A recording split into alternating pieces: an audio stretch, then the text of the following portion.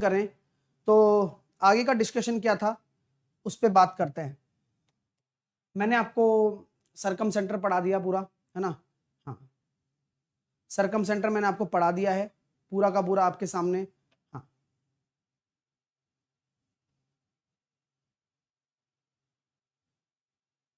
चलिए, क्लियर है ना?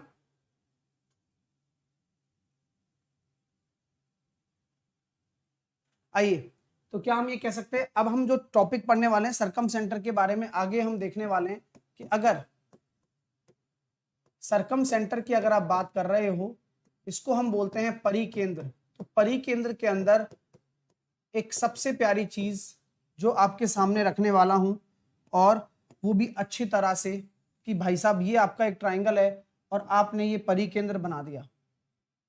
तो आप मुझे बताइएगा कि अगर ये इसका एक सेंटर है जिसको हम परिकेंद्र ओ बोल रहे हैं, तो मैं ये कह सकता हूं क्या कि भैया प्रत्येक शीर्ष से इसकी जो दूरी है वह बराबर होने वाली है।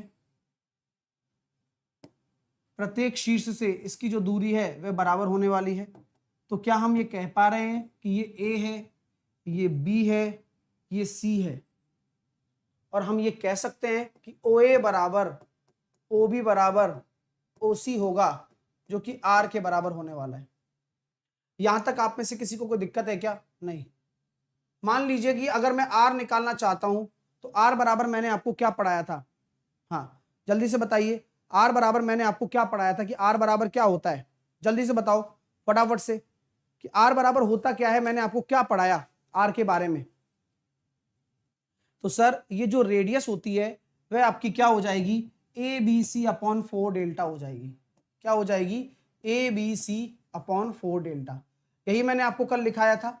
यहां पर आपके सामने क्या है? ए के सामने की भुजा ए, बी के सामने की भुजा बी, और सी के सामने की भुजा सी है। और डेल्टा क्या है? डेल्टा आपका क्या है? एरिया ऑफ ट्राइंगल है। क्या है dear student? Area of triangle आपके सामने होने वाला है, त्रिभुज का क्षेत्रफल। क्या होने वाला है डियर? त्रिभुज का क्षेत्रफल। ये सब आपके सामने होने वाला है। अगर मैं इसके प्रूफ की बात करता हूं तो प्रूफ बहुत आसान होता है इसका। कैसे सीखेंगे वो जल्दी से मैं आपको बता देता हूं। अगर आपसे मैं बात करना चाहूं तो देखिएगा कि अगर आपके सामने ये एक ट्राइंगल आपके सामने बना हुआ है, अगर इसका आप प्रूफ चाहते हैं तो आप सिंपल सी मुझे बात बताइए कि अगर ये पूरा एंगल आपका ए है तो इस ट्राइंगल का एरिया कितना होगा? तो आप ये कहते हैं सर 1/2 इनकी आसन्न भुजाओं का गुणनफल बी सी साइन ए। याद आ रहा है? याद आ रहा है क्या? 1/2 डेल जो होता है एरिया ऑफ ट्राइंगल, अगर मैं निकालता हूं तो ये क्या हो जाएगा? इनकी आसन्न भुजाओं का गुणनफल 1/2 बी सी साइन ए। याद आ रहा है? जब मैंने आपको मेंसुरेशन पढ़ाया था तो मैंने इसका प्रूफ बताया कि एरिया ऑफ ट्राइंगल आप ऐसे निकाल सकते हैं। किसी को कोई परेशानी है तो मुझे बताओ। किसी को यहां तक कोई परेशानी है तो मुझे बताओ। आप बोले सर कोई परेशानी नहीं है। तो अगर मैं आपसे ये कहता हूं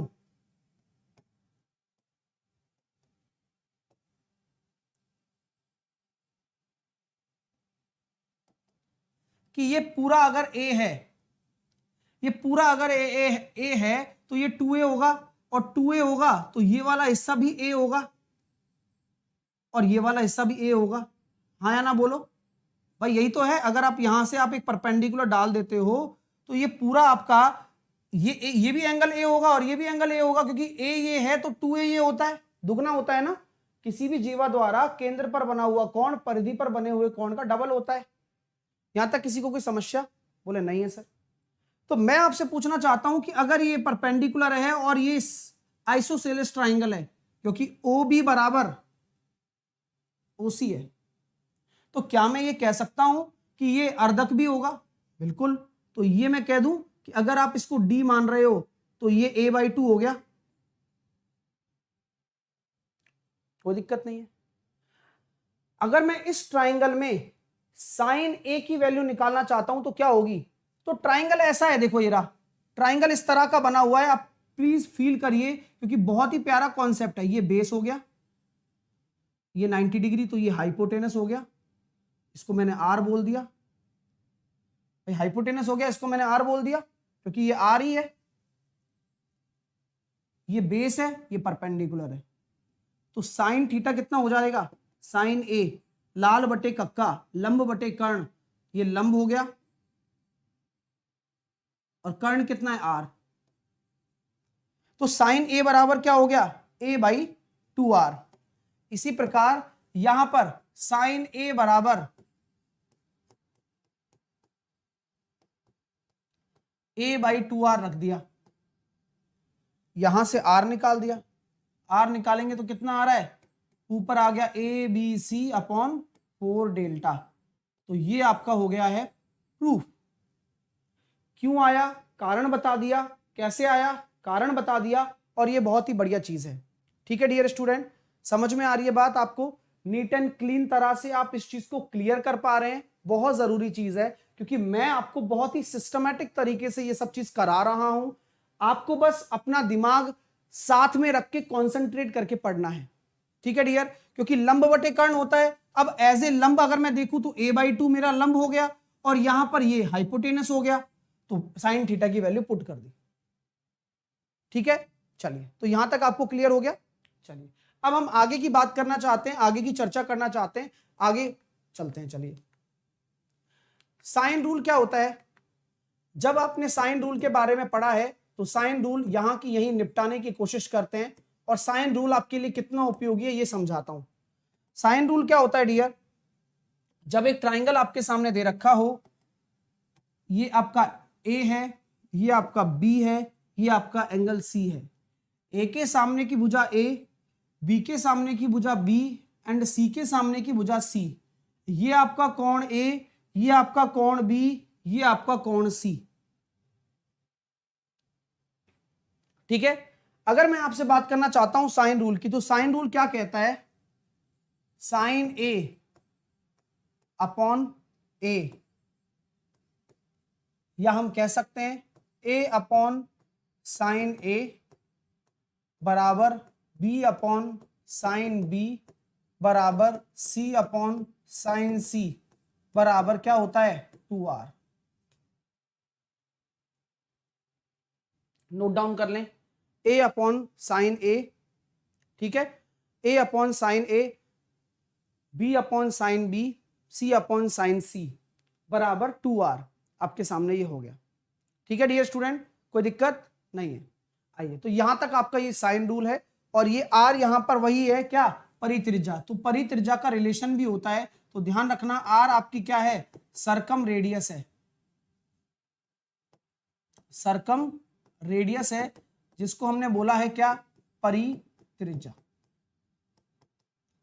यहां तक कॉन्सेप्ट क्लियर हो गया, आपको एक एक कॉन्सेप्ट में क्लियर कर रहा हूं, जिससे कि आपको कोई परेशानी कभी भी किसी भी तरह से ना आए। ठीक है डियर, चलिए अब हम आगे बात करते हैं। हमने क्या क्या पढ़ लिया, इन सेंटर पढ़ लिया, हमने सरकम सेंटर पढ़ लिया ना। इन सेंटर को बोलते हैं अंतः केंद्र,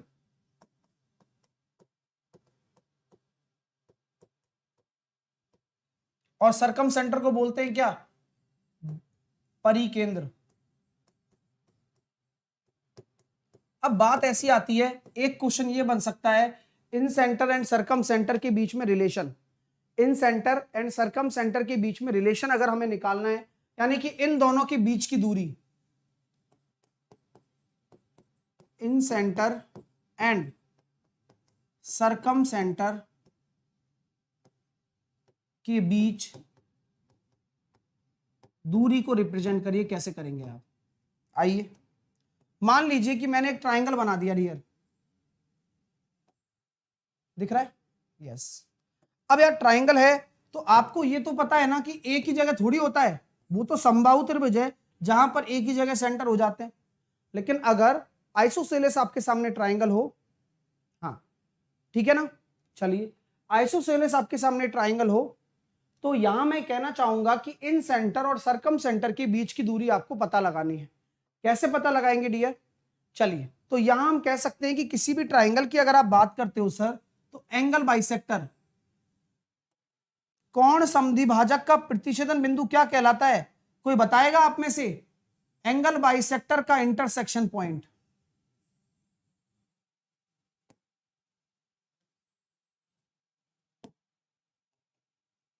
कॉल्ड इन सेंटर। ये क्या है? एंगल बाइसेक्टर का इंटरसेक्शन पॉइंट है। एंगल बाइसेक्टर का इंटरसेक्शन पॉइंट है। कोण समद्विभाजक का इंटरसेक्शन पॉइंट आपका इन सेंटर कहलाया। सिमिलर केस में अगर मैं बात करूं साइड परपेंडिकुलर बाइसेक्टर्स,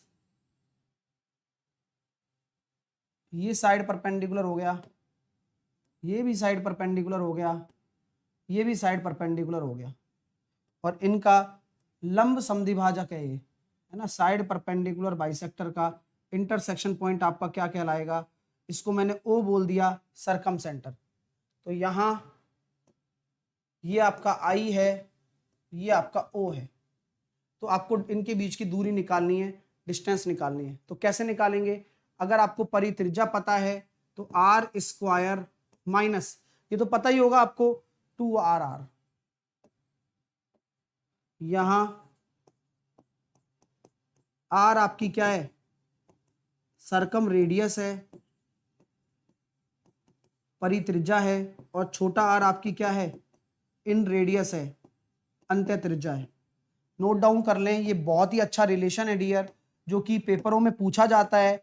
सभी अच्छे अच्छे पेपरों में, लाइक CDS हो गया, अपने NTPC CBT 2 में भी ये आ सकता है, CPO में आ सकता है, CGL में आ सकता है। हर किसी एग्जाम के लिए ये एक उपयोगी पॉइंट है कि आपके दोनों सेंटरों के बीच की दूरी आपने निकाल दी, दोनों सेंटरों के बीच की दूरी आपने निकाल दी। ठीक है, तो √R² माइनस 2RR। यहां तक आपको समझ में आ रहा है क्या? जल्दी से मुझे बता दो, यहां तक किसी को कोई परेशानी तो नहीं है ना? क्योंकि मैं हर एक चीज ले रहा हूं, मतलब मैं कुछ छोड़ भी नहीं रहा हूं आपके लिए। ठीक है ना डियर? तो आराम से आप पढ़िए और एंजॉय करिए अपनी पढ़ाई को, क्योंकि बेहतरीन चीज आप सीखते जा रहे हो और आपकी ये सारी चीजें अच्छी होती जा रही हैं दिन पर दिन। अगर मैं बात करना चाहूं तो, अगर हम आगे बात करेंगे तो आगे अगर हम जो बात करना चाहते हैं इसके बारे में, एक्स सेंटर के बारे में हम बात करना चाहते हैं आपसे। किसके बारे में बात करना चाहते हैं? एक्स सेंटर के बारे में। इन सेंटर के बारे में मैंने आपसे बात कर चुका हूं, इन सेंटर में आपको समझा भी चुका हूं। अब मैं जो आपसे चर्चा करूंगा वो एक्स सेंटर के बारे में करूंगा।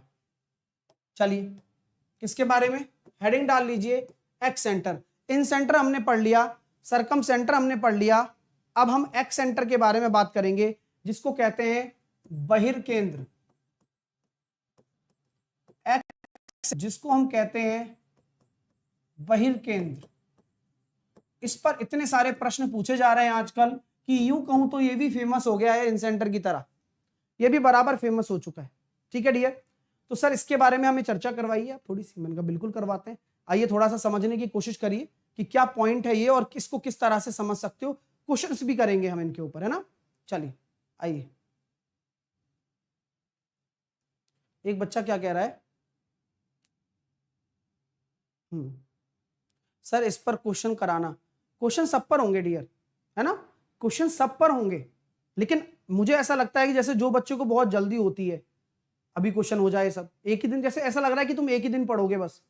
मैं रेगुलर पढ़ाऊंगा, आप जब आओगे तो क्वेश्चन भी हो जाएंगे, और आप 5-7 दिन बाद आओगे तो हो सकता है कि चैप्टर भी खत्म हो जाए। तो ऐसा नहीं है, मैं तो रेगुलर पढ़ा रहा हूं आपको, आपको पढ़ना होगा तभी पढ़ाई हो पाएगी। तो सीखने वालों के लिए रेगुलर क्लास होती है यहाँ पर, और हर जगह हर टाइम फिक्स है मेरा। अगर मैं बात करना चाहूं सर एक्स सेंटर के बारे में, तो एक्स सेंटर बनाते हैं। चलो, मैंने एक ट्राइंगल बना दिया, और इस ट्राइंगल में मैंने कहा कि भाई इसकी ये जो भुजाएं हैं इनको आगे बढ़ाओ। थोड़ा सा छोटा बना देता हूं, क्योंकि समझाना ज्यादा जरूरी है, तो समझ में आएगा तब आप पहना चीजों को क्लियर कर पाओगे। ठीक है, तो प्लीज थोड़ा सा ध्यान दीजिए। मेरी कोशिश यही है, देखो देखो बहुत सारे दिन हो गए आपको ज्योमेट्री में दिक्कत आती होगी, लेकिन मेरा ये वादा है कि मैं जब सिखाऊं तो कोई दिक्कत ना रहे बच्चे के बीच में, और वो पढ़ते रहने से होगा, है ना। बस पढ़ते रहो, रेगुलर प्रैक्टिस करा रहा हूँ, रात को 8 बजे भी करा रहा हूँ, यहाँ भी हम करा रहे हैं। तो बस सीखोगे तो सब कुछ हो जाएगा, नहीं सीखोगे तो क्या कर पाएंगे।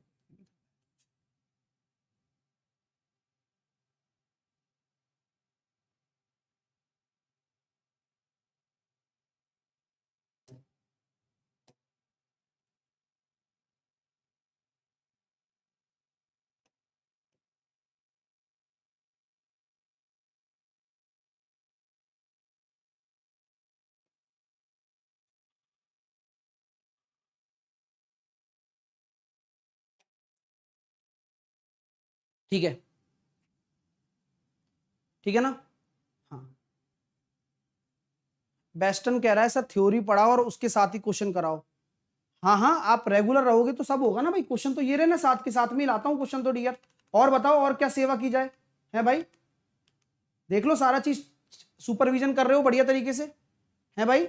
वेस्टर्न क्या नाम है, कहीं से आए हो तो मुझे पता है, तो सुपरविजन सही ढंग से चल रहा है ना आप लोगों का, तो कोई टेंशन मत लो यार, सब चीज सही चल रही है। अगर कोई भी दिक्कत हो तो बोल देना, क्या दिक्कत आ रहा है तुम्हें, कौन सा रेगुलर पढ़ना है तुम्हें, तो ये देखना है कि कहां हम देखें कि यही क्वेश्चन हो जाए, ये पॉसिबल नहीं है कि भाई ये हुआ और क्वेश्चन ये हो गया, ऐसे नहीं होता, फिर सीखोगे कैसे तुम, तो पहले सीखो, उससे पहले ही बोलने लग जाते हो, इसी वजह से अभी तक नहीं सीख पाए ना, तो अब कोशिश करो एक अलग तरीके से पढ़ने की। तो एबीसी मेरा एक ट्राइंगल है, मैंने क्या किया, इसकी दो भुजाओं को ऐसे बढ़ा दिया। अब दो भुजाओं को अगर ऐसे बढ़ा दिया डियर, देखिए,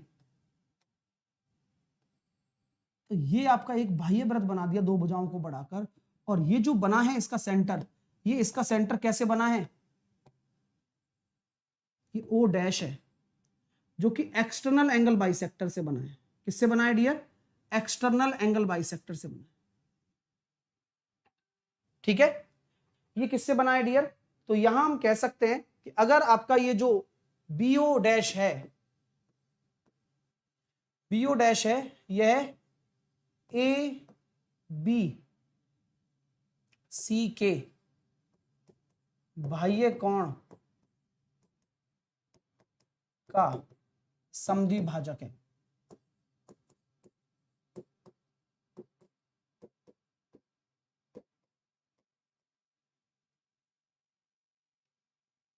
बाह्य कोण का समद्विभाजक है, ठीक है। इसी प्रकार ए सी बी के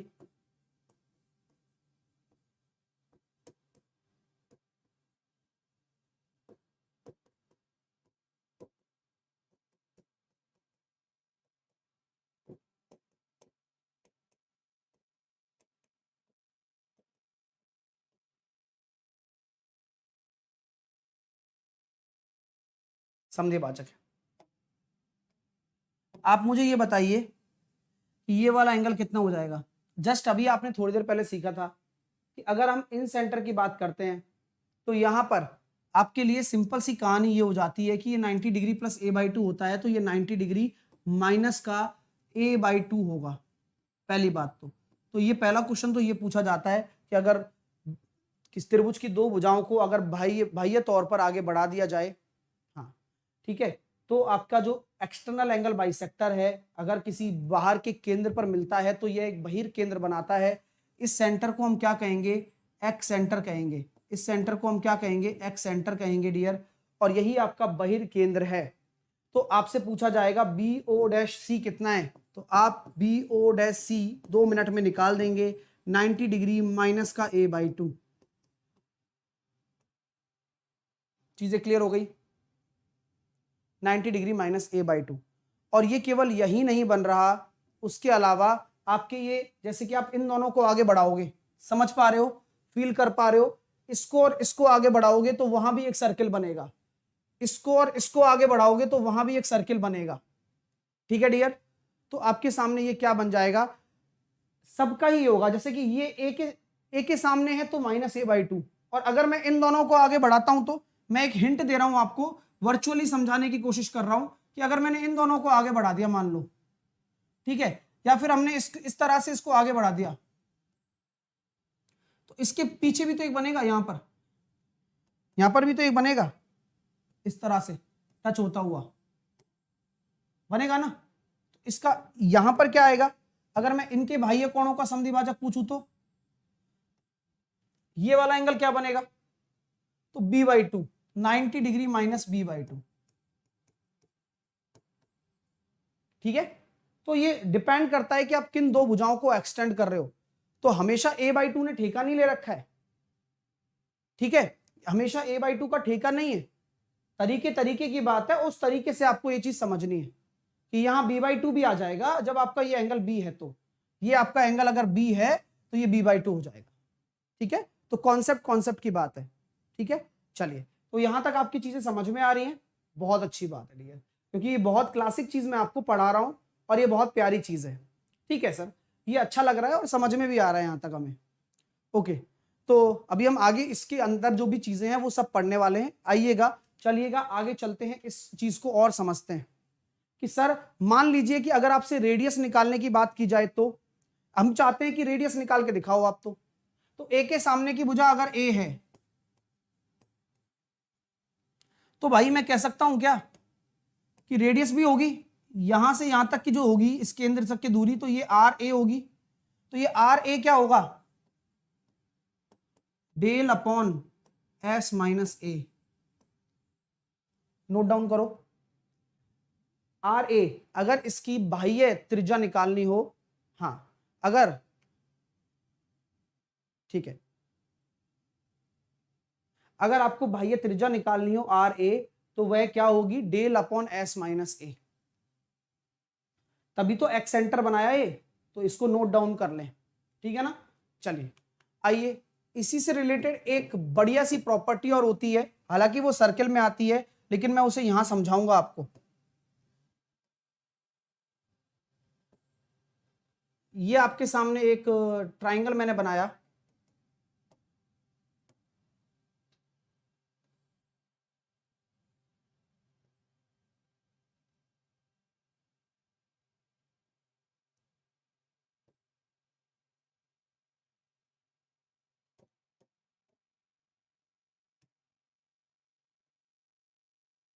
ऐसे मैंने टच, अजीब सा लग रहा है ना, तो ठीक है कोशिश करते हैं कुछ अच्छा सा हो जाए।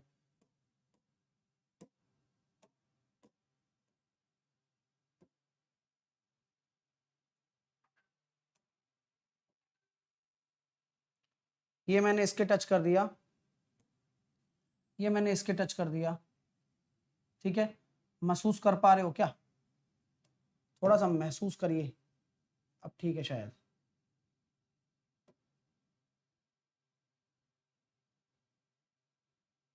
ठीक है, थोड़ा ठीक लग रहा है, समझ रहे हो।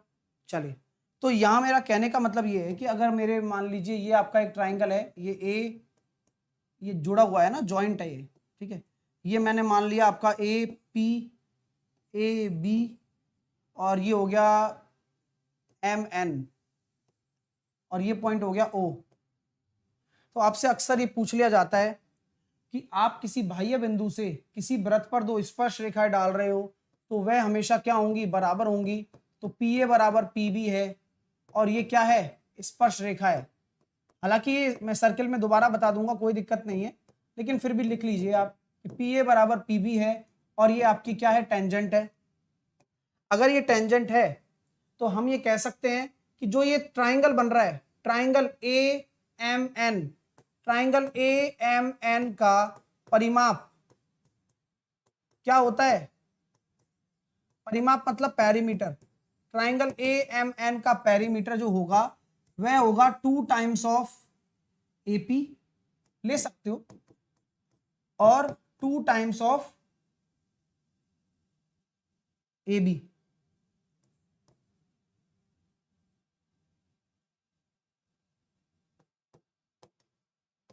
ठीक है, तो दिमाग में रखिएगा जो स्पर्श रेखाएं होती हैं उसका डबल होता है परिमाप जो होता है। चलिए ओके, आइए भाई, यहां तक क्लियर हो गया। मेरे दोस्तों मैं एक बात कहना चाहूंगा, जैसे कुछ बच्चे क्या सोचते हैं कि ये चैप्टर हार्ड है, ये चैप्टर हमसे नहीं होता है। देखो डियर, दो तरीके हैं, ये चैप्टर एक दिन में भी खत्म कराया जा सकता है, ओनली 1 डे। कैसे, एक बढ़िया तरीके से पूरा एक, जैसे मैं फॉर्मूला रिवीजन वाली क्लास में करवाया था ना, कि ये ऐसे हो जाएगा, ये ऐसे हो जाएगा, ये ऐसे हो जाएगा, ये ऐसे हो जाएगा, ये ऐसे हो जाएगा, ये ऐसे हो जाएगा। बहुत सारे तरीके होते हैं, हर किसी के पास होते हैं। मैं क्रैश कोर्स में यही करवाता हूं बच्चों को कि भाई एक बार रिवाइज हो जाए, लेकिन जब मैं अच्छे से पढ़ा रहा हूं तो उसको पढ़ो। जो तुम नखरे करते हो ना, मतलब ये ऐसा लगता है कि या तो तुम्हें इसकी कदर नहीं है या तुम्हें ज्यादा मिल रहा है, दो ही चीजें हैं। तो ऐसा ना करो डियर, क्योंकि जब कोई तुम्हें दे रहा होता है तो उसको लेने के लिए तैयार रहो, क्योंकि जब कोई देना बंद कर देगा तो तुम्हें वो चीज कोई देगा भी नहीं और मिलेगी भी नहीं। इस चीज को सोचो आप, है ना। तो ये चीज आपके दिमाग में ही नहीं है। अब हार्ड है मान लीजिए, अरे भाई सीखोगे नहीं, उससे पहले ही रोने लग जाते हो। कोई चीज बचपन से थोड़ी सीख के आते हो, पैदाइशी। परसेंटेज भी हार्ड था ना, सीख लिया, बस ये भी होगा। तो इसलिए मैं कहता हूं कि पढ़ना है तो पढ़ो, नहीं तो कोई बात ही नहीं है। देखो, जबरदस्ती किसी को नहीं पढ़ाया जा सकता और ना सिखाया जा सकता है। हाँ, ये मैं चाहता हूं कि तुम्हें रोज एक नया चैप्टर देखने को मिले और तुम रोज खुश हो जाओ, तो बहुत अच्छा लगेगा मुझे भी। फर्क उस चीज से पड़ता है कि कितने क्वालिटी बच्चे पढ़ रहे हैं, फर्क उस चीज से नहीं पड़ता कि कितने बच्चे पढ़ रहे हैं। तो इस चीज पे ध्यान ही नहीं देते हो कि क्वालिटी कंटेंट हमें मिल रहा है और हम सीख रहे हैं, हम हाथ से नोट्स बनाए, हमें पढ़ना है, हमें प्रैक्टिस के क्वेश्चन करवाए जा रहे हैं प्रॉपर, सब होगा यार। लेकिन सब्र नहीं है तुम लोगों के अंदर, तो नहीं हो सकता। तो इसलिए कुछ लोगों की असफलता का कारण उनका पेशेंस खो देना है। पेशेंस नहीं रख सकते तुम लोग, तो क्या कर सकते हैं हम भी, है ना। तो कोई फर्क नहीं पड़ेगा मेरे को, मैं तो ऐसे ही पढ़ाऊंगा आराम आराम से सारी चीजें, कुछ भी नहीं छोड़ना है, क्योंकि बहुत बड़ा चैप्टर है और एक एक चीज सब चीजों से जुड़ी हुई है, कनेक्टेड है। आइए अब हम बात करते हैं ऑर्थो सेंटर के बारे में।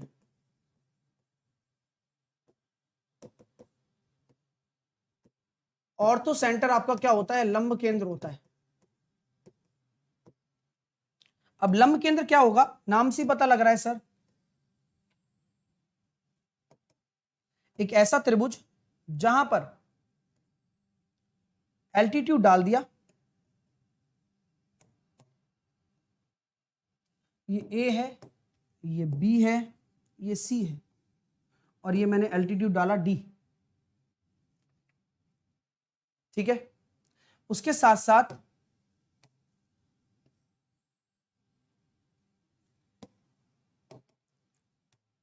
यहां भी मैंने आपके सामने डाला ई। ठीक है, आइए, और यहां पर हम एफ।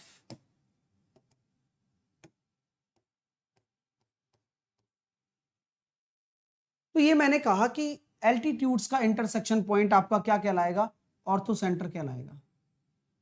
क्या कहलाएगा, ओ आपका क्या है, ऑर्थो सेंटर है, लंब केंद्र है,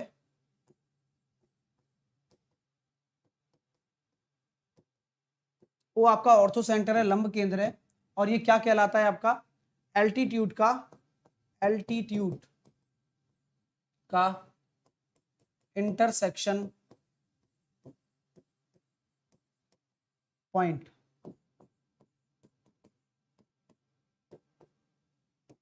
यानी कि लंबों का इंटरसेक्शन पॉइंट। अगर मैं बात करूं इसमें इस एंगल की, तो एंगल बी ओ ए कितना हो जाएगा, बी ओ सी, तो ये हो जाता है 180 डिग्री माइनस एंगल ए। ठीक है, अगर मैं बात करना चाहूं ए ओ सी की, तो ये कितना हो जाएगा, ए ओ सी की तो 180 डिग्री माइनस एंगल बी। अगर मैं बात करना चाहूं ए ओ बी की, तो ये कितना हो जाएगा, 180 डिग्री माइनस एंगल सी। तो ये आपके सामने क्या है, ये आपके सामने ऑर्थो सेंटर के प्रारूप हैं, जो मैंने ये आपके सामने लिख दिए हैं कि आप अलग अलग एंगल निकाल सकते हो ऑर्थो सेंटर से रिलेटेड। ठीक है माय डियर स्टूडेंट्स, तो यहां तक आपको कोई तकलीफ नहीं आनी चाहिए ऑर्थो सेंटर के बारे में अगर बात की जाए।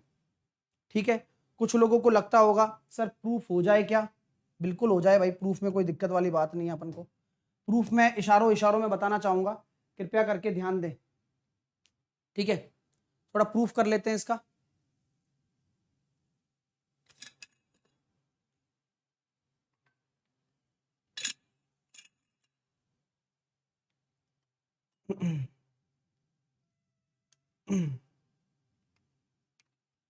तो भाई देखो, सिंपल सी बात है, प्रूफ भी बहुत आसान है, ऐसी कोई बड़ी बात नहीं है, इजीली कर सकते हो। आपको ये दिख रहा है कि क्वाड्रिलेटरल है एक, ये आपका एक क्वाड्रिलेटरल है जहां पर ये आपका 90 डिग्री है, ये आपका 90 डिग्री है। तो अगर मैं कहूं कि इस एंगल का, इस एंगल से रिलेशन निकाल के बताओ, निकाल के बताओ, बताओ भाई, ये आपका 90 डिग्री है और ये आपका 90 डिग्री है, ये पूरा क्वाड्रिलेटरल है पूरा। तो इस एंगल से रिलेशन निकाल के बताओ। तो कहोगे सर इन दोनों का भी सम 180 होगा। तो अगर ये एंगल बी है तो ये कितना हो जाएगा 180 डिग्री माइनस का बी हो जाएगा ना। तो मैं यही तो कह रहा हूं कि ये अगर 180 डिग्री माइनस बी हो गया तो ये वाला भी तो यही होगा। कारण क्या है बोलो, कारण क्या है आपके सामने। तो सर कारण तो समझ में आ गया, वर्टिकली अपोजिट एंगल। ठीक है, वर्टिकली अपोजिट एंगल, ठीक है ना, यही रीजन है। तो इसके पीछे का जो एंगल है वो 180 माइनस बी, तो ये 180 माइनस ए और ये 180 माइनस सी। ठीक है, तो ये प्रूफ हो गया 5 सेकंड में। ठीक है, आगे चलते हैं, चीजों को और बढ़िया बनाते हैं। आइए, ऑर्थो सेंटर हमने निपटा दिया है। यहां पर ऑर्थो सेंटर में सिर्फ इतना सा ही काम है, बाकी बस आपसे पूछा जाएगा कि भाई लंब केंद्र कहां कहां होता है।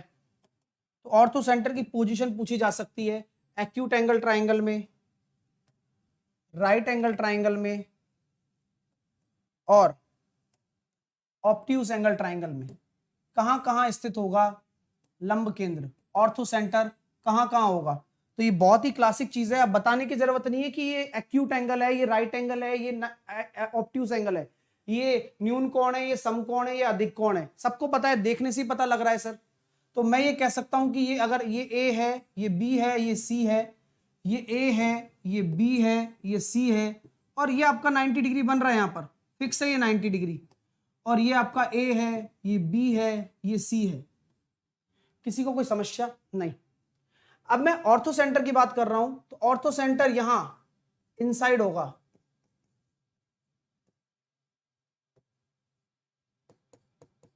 इनसाइड। राइट एंगल ट्राइंगल में कहां होगा बताओ, राइट एंगल ट्राइंगल में ऑर्थो सेंटर कहां होगा। तो यही पॉइंट है आपका कि राइट एंगल ट्राइंगल में जो ऑर्थो सेंटर होता है वो राइट एंगल पर होता है, समकोण पर होता है।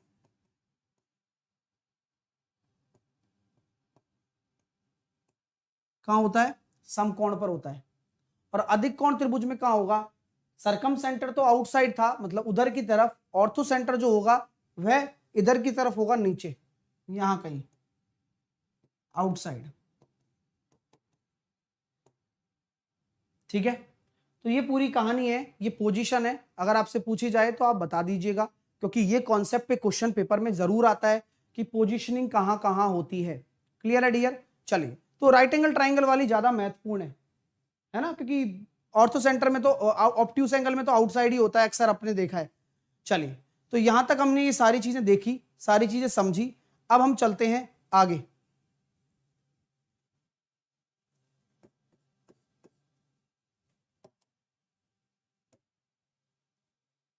यह एक इक्विलेटरल ट्राइंगल है। क्या है ये, ए बी सी, मान लिया मैंने एक इक्विलेटरल ट्राइंगल है, ट्राइंगल ए बी सी आपका एक इक्विलेटरल ट्राइंगल है, समबाहु त्रिभुज है। समबाहु त्रिभुज में मुझे बताइए कि सेंटर, ये जो ओ सेंटर है ये क्या क्या होता है। तो ये बात आप याद रखना, ये बात आप याद रखना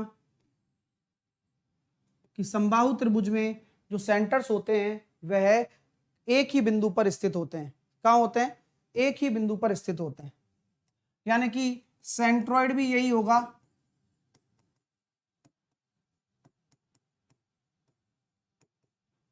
ऑर्थो सेंटर भी यही होगा,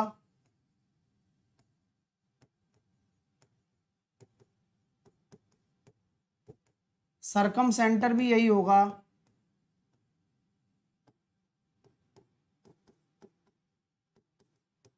और इन सेंटर भी यही होगा। तो समबाहु त्रिभुज की अगर मैं बात करूं तो सारे के सारे केंद्र एक ही बिंदु पर स्थित होते हैं, केवल इसी बिंदु पर। यानी कि यहां से निकलने वाली जो ये रेखा है, यहां से निकलने वाली जो ये रेखा है जो ओ से होके हुए यहां पर जा रही है डी, तो आप मुझे बताइए डियर, ये जो डी है ये एडी क्या कहलाएगा। सर ये जो एडी है एडी आपकी हाइट भी है, एडी आपकी मीडियन भी है, एडी आपकी क्या है, एंगल बाइसेक्टर भी है, और एडी आपका साइड परपेंडिकुलर बाइसेक्टर भी है। क्योंकि सब कुछ हो गया ना, अगर इससे निकल के आ रहा है तो सब कुछ हो गया, क्योंकि एक ही सिंगल पॉइंट होता है। और यही आपके सामने है कि जो ये एडी होता है ये सब कुछ है, ये हाइट भी होगा, ये मीडियन भी होगा, ये एंगल बाइसेक्टर भी होगा, ये साइड परपेंडिकुलर बाइसेक्टर भी होने वाला है। चलिए, अगर मान लीजिए आइसोसेलेस ट्राइंगल है, समद्विबाहु त्रिभुज है, तो समद्विबाहु त्रिभुज में ये पॉइंट कहां कहां होते हैं, कोई बताएगा? डियर, जो मैं आपको ये चीज पढ़ा रहा हूं, जो मैं ये थ्योरी पढ़ा रहा हूं, उस पे हर एक पॉइंट पे क्वेश्चन बन रहा है। ज्योमेट्री का क्वेश्चन जरूरी नहीं है कि कोई फॉर्मूला आए, वो थ्योरम भी हो सकती है। तो ये सब चीजें आपके सामने हैं, ठीक है। और आप एक बेस्ट कंटेंट पढ़ रहे हो, एक टॉप लेवल का, आप बस वो एंजॉय करो। मैं बस यही चाहता हूं। ए बी बराबर ए सी अगर आपके सामने है तो यहां हम ये कह सकते हैं कि ए बी बराबर अगर ए सी हो गया गुरुजी, तो बताइए कि पॉइंट्स कहां कहां होंगे। तो यहां हम कह सकते हैं कि जो सारे पॉइंट्स अभी हमने डिस्कस किए हैं वो क्या होते हैं, कोलीनियर होते हैं। क्या होते हैं? कोलीनियर, यानी कि होंगे तो एक ही लाइन पर, लेकिन पोजीशनिंग अलग अलग होती है, ठीक है।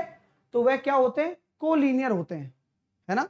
एक ही लाइन पर होते हैं, है ना, लेकिन एक ही बिंदु नहीं होता, संरेख होते हैं, यानी कि उसी लाइन पर कहीं ना कहीं मूव करते रहेंगे, ठीक है डियर स्टूडेंट्स। तो ये बहुत बड़ी बात है, आपको ये समझ में आनी चाहिए।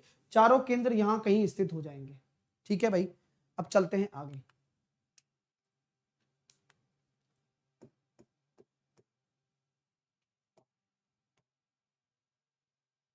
अब हम पढ़ेंगे अगला पॉइंट, सिमिलरिटी। सिमिलरिटी पढ़ेंगे, समरूपता। अब समरूपता जो टॉपिक है उसे हम करेंगे, ठीक है, कोई दिक्कत नहीं। अभी हम कर लेते हैं क्वेश्चंस, हमारे पास अभी वक्त है। चलिए, तो अब क्वेश्चन कर लेते हैं। तो हमने यहां तक कर लिया था, अब 8th क्वेश्चन से हम शुरू करते हैं। आज फटाफट से क्वेश्चन करते हैं, फिर उसके बाद जो भी हमारा ट्राइंगल है उसको हम एंड कर देंगे कल तक, फिर हम उसके क्वेश्चन निपटाएंगे फटाफट फटाफट, ठीक है डियर स्टूडेंट्स। तो बढ़िया तरीके से इस क्वेश्चन का आंसर दीजिए आप। माना कि त्रिभुज ओ त्रिभुज एबीसी का अंतः केंद्र है। मैंने आपके सामने क्या बना दिया, एक ट्राइंगल बना दिया। कृपया करके कॉपी में बनाते रहें, आप तो रफली बना लो। तो मैंने ये बोल दिया कि ये एबीसी आपका एक त्रिभुज है और ओ आपका क्या है, एक अंतः केंद्र है। आप बताइए अंतः केंद्र बनता कैसे? एंगल बाइसेक्टर से बनता है। डी भुजा बीसी पर इस प्रकार है कि ओडी बीसी पर लंब है, ठीक है, ये भी अच्छी बात है। ओडी क्या है, बीसी पर एक परपेंडिकुलर है, तो हमने बना दिया। देखो एक एक चीज आपको वहां लिखी हुई मिलेगी। यदि बीओडी, लो भाई, यदि बीओडी, ठीक है, आप जानते हो ये बीओडी क्या है, ये एंगल बाइसेक्टर होगा, ये आपको पता है।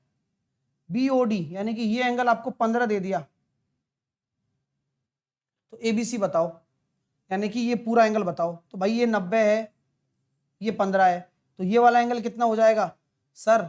90 और 10 100, 105, यानी कि ये आपका 75 है, क्योंकि 105 आपका ये 75, तो ये वाला भी 75 होगा, तो पूरा एंगल कितना होगा? 150।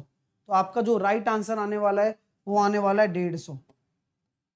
Got it? अधिक कौन है? कुछ नहीं कर सकते, लेकिन जो है वो आपके सामने है, ठीक है। तो काफी इंटरेस्टिंग चीजें आप सीख जाओगे, लेकिन ये तभी सीख पाओगे जब आपको, अब यहां क्या तत्व छुपा हुआ था, यहां पर क्या एक चीज छिपी हुई है, एंगल बाइसेक्टर वाली। क्यों? क्योंकि इन सेंटर होता ही वही है। अगर ये ना पता हो तो बच्चा कैसे करे?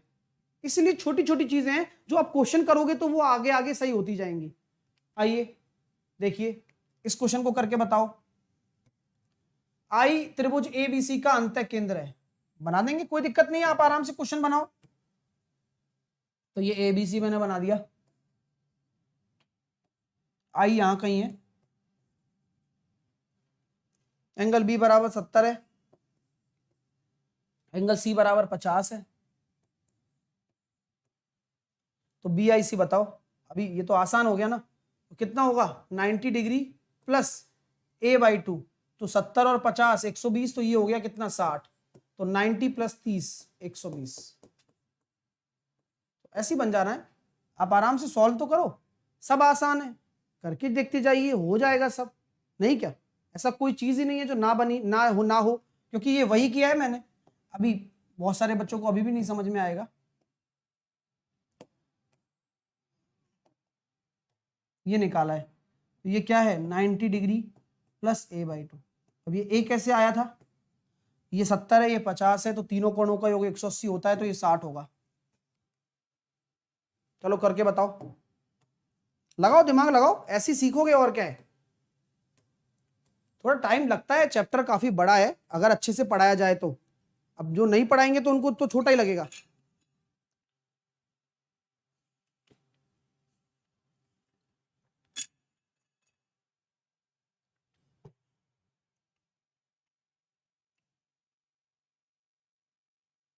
चलिए चलिए करिए। तो जैसा कि ये क्वेश्चन आपके सामने है, क्वेश्चन नंबर 10,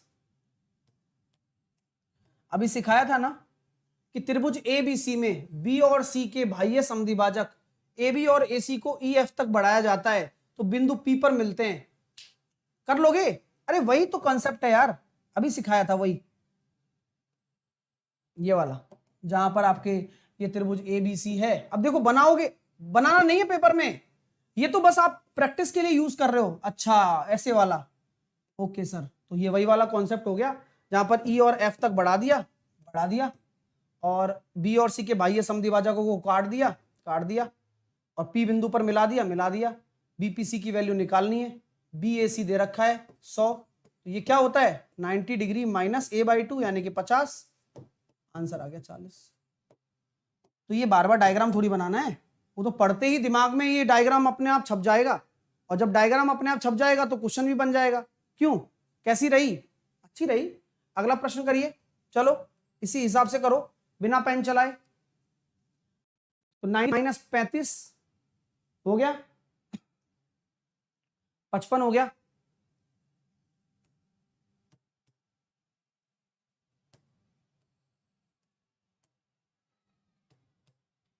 ठीक है ना। यहां कितना हो जाएगा, इसको भी कर सकते हो ना आसानी से आप लोग, कोई बड़ी बात थोड़ी ना है, कुछ भी कठिन नहीं होता डियर, बस हमारी सोच हमें ऐसा कर देती है। तो ये 55 हो गया सर, कैसे कर दिया, वैसे ही कर दिया, बार बार डायग्राम थोड़ी ना बनाऊंगा। 90 डिग्री माइनस a बाई 2, तो ये कितना हो गया 90 डिग्री माइनस का 35, ये हो गया 55। चलिए नेक्स्ट क्वेश्चन करिए डियर, करिए। एडी त्रिभुज एबीसी की माध्यिका है, ओ केंद्र है, एओ बराबर दे रखा है, ओडी बराबर कुछ भी नहीं है, बस करते जाइए। एबीसी एडी की माध्यिका है, ए है, ये बी है, ये सी है, और ओ आपका केंद्रक है। केंद्रक 2:1 में विभाजित करता है, तो एओ बराबर आपका 10 दे रखा है, तो 2 रेशो बराबर 10, 1 रेशो बराबर 5, तो ओडी बराबर हो जाएगा 5, और माध्यिका की लंबाई 15। नेक्स्ट, त्रिभुज एबीसी ओ लंब केंद्र है, तो बीओसी और बीएसी का मान बताइए। 180 डिग्री होता है, अरे अभी पढ़ाया था ना, यही तो है, एक बार सीख लो बस हो गया। छोटी छोटी चीजें तो वैसे ही आसान हो जाती हैं। ये 90 डिग्री है, आपको बताया कि भाई साहब ये अगर आपका ऑर्थो सेंटर है बीओसी, बीओसी बराबर कितना हो जाएगा 180 डिग्री माइनस ए, तो यही पूछा गया है, 180 के बराबर है। नेक्स्ट, एबीसी एक समबाहु त्रिभुज है, ए एक्स बी वाई और सी जेड शीर्ष लंब है, सही विकल्प चुने। बताओ भाई, समबाहु त्रिभुज होता है, एक आदर्श स्थिति है, आपको मैंने बता दिया समबाहु त्रिभुज की तीनों भुजाएं अगर बराबर हैं तो सब कुछ बराबर होगा, शीर्ष लंब भी, माध्यिका भी, ये सब आपकी क्या होने वाली है, इक्वल ही होने वाली है, चेंज नहीं होती है, क्योंकि यहां बोला गया है समबाहु त्रिभुज है। शीर्ष लंब बराबर है, क्या यही माध्यिकाएं हैं? हाँ। क्या यही एल्टीट्यूड्स हैं? वो तो है ही। क्या यही एंगल बाइसेक्टर हैं? बिल्कुल। क्या यही साइड परपेंडिकुलर बाइसेक्टर हैं? जी हाँ। सब कुछ बराबर है और इन्हीं को कह सकते हो आप। एबीसी एक समबाहु त्रिभुज है, बिंदु डी भुजा बीसी पर इस प्रकार स्थित है कि एडी आपका परपेंडिकुलर है बीसी के। तब क्या होगा बताओ, तब क्या होगा? तो कैसे कहें, दिमाग लगाना है बस। एबीसी आपका एक समबाहु त्रिभुज है, डी आपका बीसी पर स्थित है और एडी आपका परपेंडिकुलर है। अरे कुछ भी हो, जब त्रिभुज समबाहु है तो रिलेशन नीट एंड क्लीन है कि बीडी बराबर आपका डीसी होगा। बीडी बराबर डीसी हो गया तो ए बी जो होगा, मतलब ए बी मतलब ये अगर पूरा ए है तो ये a/2, ये भी a/2 और ये भी a और ये भी a, तो ए बी और बी डी का रिलेशन पूछा है तो ये कितना होगा 2:1। ऑप्शन नंबर सी, क्योंकि आपको पता है कारण क्या है। ठीक है, 2:1 आपका राइट आंसर होने वाला है। ठीक है, क्योंकि आपसे ए बी और बी डी का पूछा है, ध्यान रखना। तो ए बी तो पूरी है और ये आधी है, तो ये दुगनी होगी, ये एक होगी, अनुपात पूछे। नेक्स्ट, समबाहु त्रिभुज पी क्यू आर की भुजा क्यू आर को एस तक बढ़ा दिया जाता है इस प्रकार कि क्यू आर बराबर आर एस, तो पी एस से मिलाया जाता है तो पी एस आर। अच्छा क्वेश्चन है, इजीली कर सकते हो। देखो डायग्राम बनाओ, पी क्यू आर बनाओ।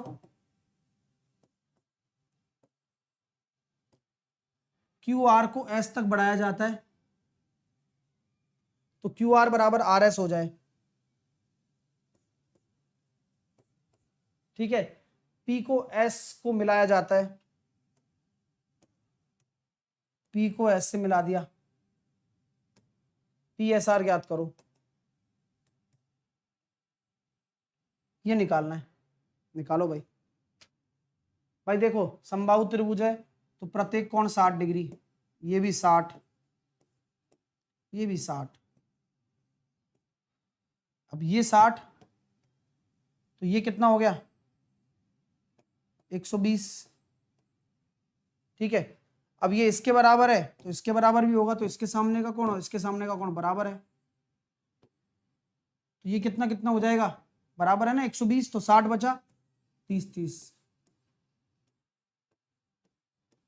तो बहुत सारे बच्चों को डाउट है, सर ये कैसे बराबर हो गया इसके? अरे भाई ये समबाहु त्रिभुज है, सारी भुजाएं बराबर होती है, ये इसके बराबर है तो ये इसके भी तो बराबर होगा। ठीक है, नेक्स्ट करिए।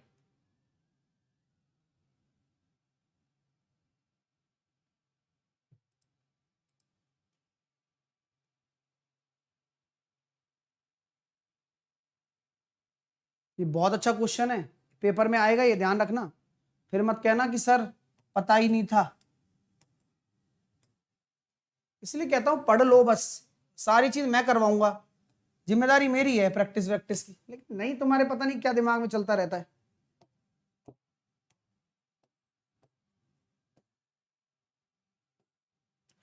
त्रिभुज एबीसी की तीनों भुजाओं को दोनों तरफ बढ़ा दिया। दोनों तरफ मतलब देखो, एक तरफ ये, एक तरफ ये, कोई दिक्कत? एक तरफ आपने ये बढ़ा दी आगे और एक तरफ ये, एक तरफ ये, एक तरफ ये। देखो दोस्तों, सब लोग समझो, दोनों तरफ बनाने पर सभी बाह्य कोणों का मान लो कि ये आपका एंगल ए है, ये आपका एंगल सी है, ये आपका एंगल बी है, तो ये वाला एंगल कितना हो जाएगा, angle A plus angle C, और ये वाला कितना हो जाएगा, angle A plus angle C, same ही होगा। इसी प्रकार यहां पर क्या हो जाएगा, angle B plus angle C, angle B plus angle C, angle A plus angle B, angle A plus angle B. भाई देख रहे हो आप, सबका दो दो का पेयर हो गया, समझ रहे हो, सबका दो दो का पेयर हो गया, आपके सामने दिख रहा है ना, बढ़िया तरीके से। तो आपसे क्या बोला गया है, बनने वाले सभी बाह्य कोणों का योग। तो देखो बी 2 बार 3 बार, 1 2 3 4 बार आ रही है।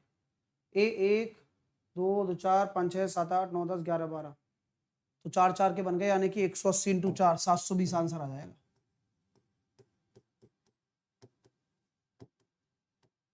720 आंसर आ रहा है भाई।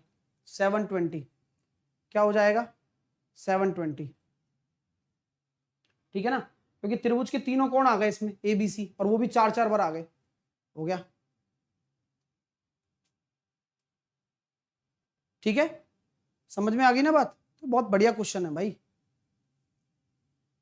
क्योंकि देखो बी 2 बार 4 बार आ गया, ठीक है, 1 2 3 4, ए कितनी बार आ गया, 1 बार 2 बार 3 बार 4 बार, सी 1 बार 2 बार 3 बार 4 बार, तो सब 4 4 बार आ गए तीनों। और तीनों का कोण कितना होता है, 180, तो 180 इंटू 4।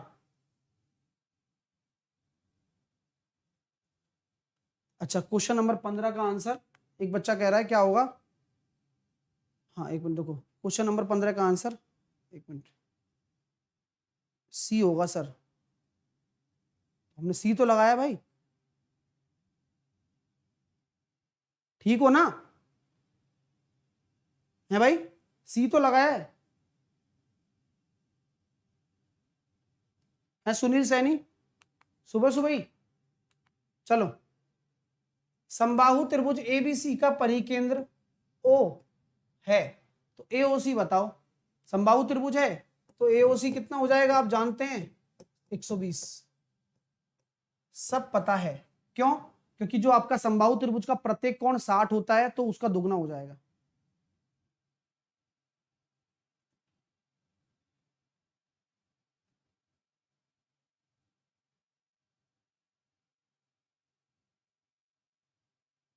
चलिए, तो जुड़िएगा, देखिएगा, समझिएगा।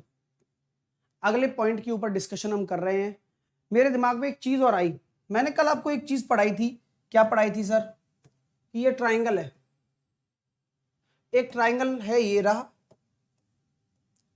और एक ट्राइंगल फिर मैंने ये बना दिया, और एक ट्राइंगल फिर से मैंने एक और बना दिया। ट्राइंगल है ट्राइंगल। एक एक बात को सुनना और फिर जवाब देना। मान लीजिए इसकी तीनों भुजाएं बराबर हैं, इसकी दो भुजाएं बराबर हैं, और इसकी तीनों भुजाएं अलग अलग हैं। तो मैंने आपसे कहा था कि सेंटर की पोजीशन कहाँ होती है, तो ये आपका कौन सा ट्राइंगल हो गया, इक्विलेटरल ट्राइंगल। इक्विलेटरल ट्राइंगल में सेंटर की पोजीशन कहाँ होती है। अगर मैं समबाहु त्रिभुज की बात करूं, तो समबाहु त्रिभुज में सबसे जरूरी चीज क्या है, कि जो आपका सेंटर है वह एक ही पॉइंट होगा। सभी पॉइंट, तो सभी सेंटर यही होते हैं, सभी सेंटर का मतलब एक ही पॉइंट पर होते हैं, ठीक है। यानी कि कौन कौन से, कल लिखाया था, सेंट्रोइड हो गया, ऑर्थो सेंटर हो गया, सरकम सेंटर हो गया, इन सेंटर हो गया, सब कुछ आपको यही मिलेगा, ठीक है। आइए, अगर हम बात करते हैं आइसोसेलेस ट्राइंगल की, और आइसोसेलेस ट्राइंगल की अगर मैं बात करता हूं, तो मैं ये कहता हूं कि सर चारों पॉइंट एक ही लाइन पर होते हैं, कोलिनियर होते हैं। आइसोसेलेस ट्राइंगल में, जिसको हम कहते हैं समद्विबाहु त्रिभुज,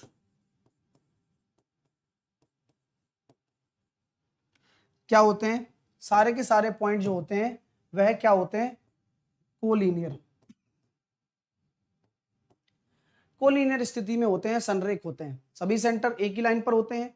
साथ के साथ आइसोसेलेस ट्राइंगल समद्विबाहु त्रिभुज में बात करूं, तो ये सारे के सारे पॉइंट आपके क्या होंगे, कोलिनियर होंगे, एक ही लाइन पर स्थित होंगे। साथ के साथ अगर मैं बात करता हूं स्केलीन ट्राइंगल में,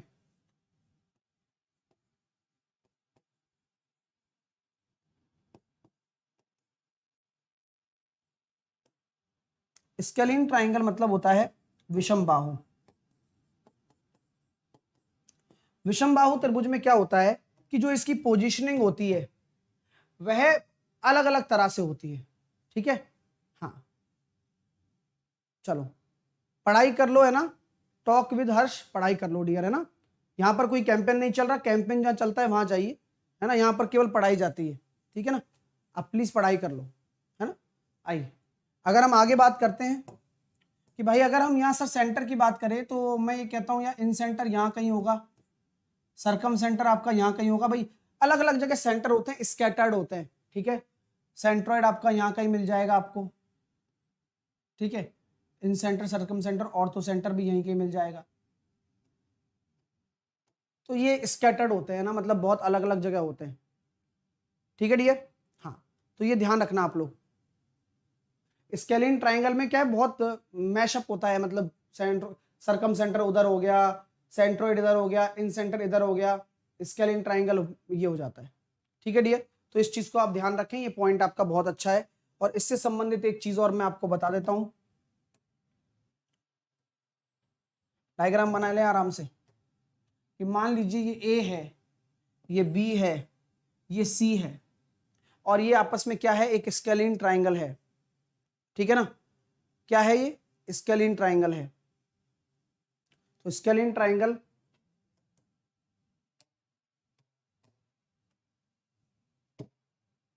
चलो वो उसमें होएगी, स्कैटर्ड होते हैं वैसे, यूलर लाइन बताने की जरूरत नहीं है। चलो अब चलते हैं, अगली हेडिंग डालते हैं। अगली हेडिंग डाल लीजिए, यहाँ तक अपना कुछ रहा नहीं है। अगली हेडिंग हम डाल लेते हैं, सबसे ज़रूरी पॉइंट, सबसे ज़रूरी किस्सा, सिमिलरिटी हम पढ़ने वाले हैं। अब क्या पढ़ने वाले हैं हम, सिमिलरिटी पढ़ने वाले हैं। तो जल्दी से देख लीजिए, सिमिलरिटी, सिमिलरिटी को हम बोलते हैं समरूपता।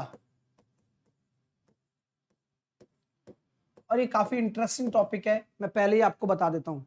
अगर हम सिमिलरिटी की बात करते हैं तो सिमिलरिटी हमारे पास काफ़ी जो इंटरेस्टिंग टॉपिकों में से एक है, जो अपने पेपर के लिए सबसे ज़्यादा ज़रूरी है। सिमिलरिटी किस तरह से होती है, कितनी टाइप से सिमिलरिटी हम निकाल सकते हैं, इन सब चीज़ों के बारे में हम पढ़ेंगे, ठीक है डियर। चलिएगा आइए, तो हम क्या कह सकते हैं, अगर हम बात करें सिमिलरिटी के बारे में, तो पहला पॉइंट आपके सामने ये है, एंगल एंगल एंगल। ये आपकी सिमिलरिटी होती है, कोण कोण कोण,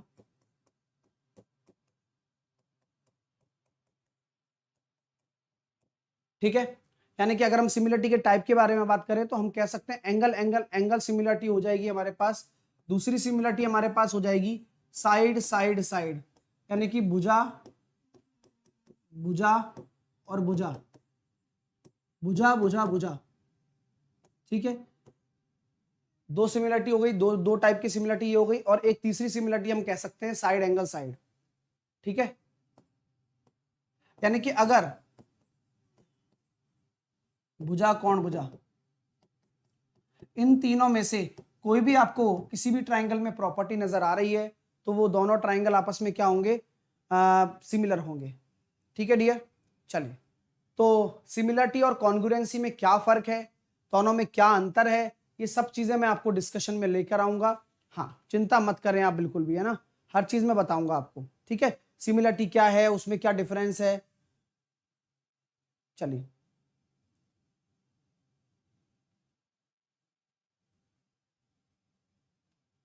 आइए, तो हम ये बात कह सकते हैं क्या, सिमिलरिटी क्या है। ये कचरा फैला रहा है, उसको सबको हटवा देता हूं आज मैं, बाकी पढ़ने वाले बच्चों को भी नहीं पढ़ने देते हैं ये लोग।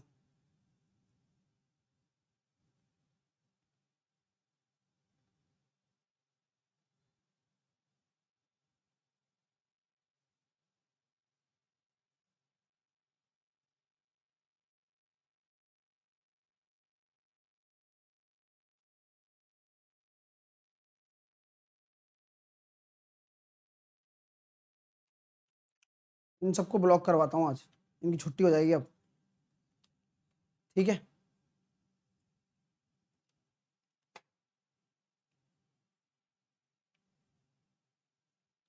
आइए,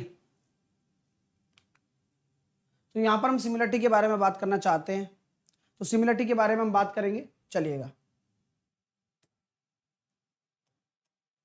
अगर दो ट्राइंगल आपस में सिमिलर हैं, एक ट्राइंगल ये हो गया और एक ट्राइंगल ये हो गया,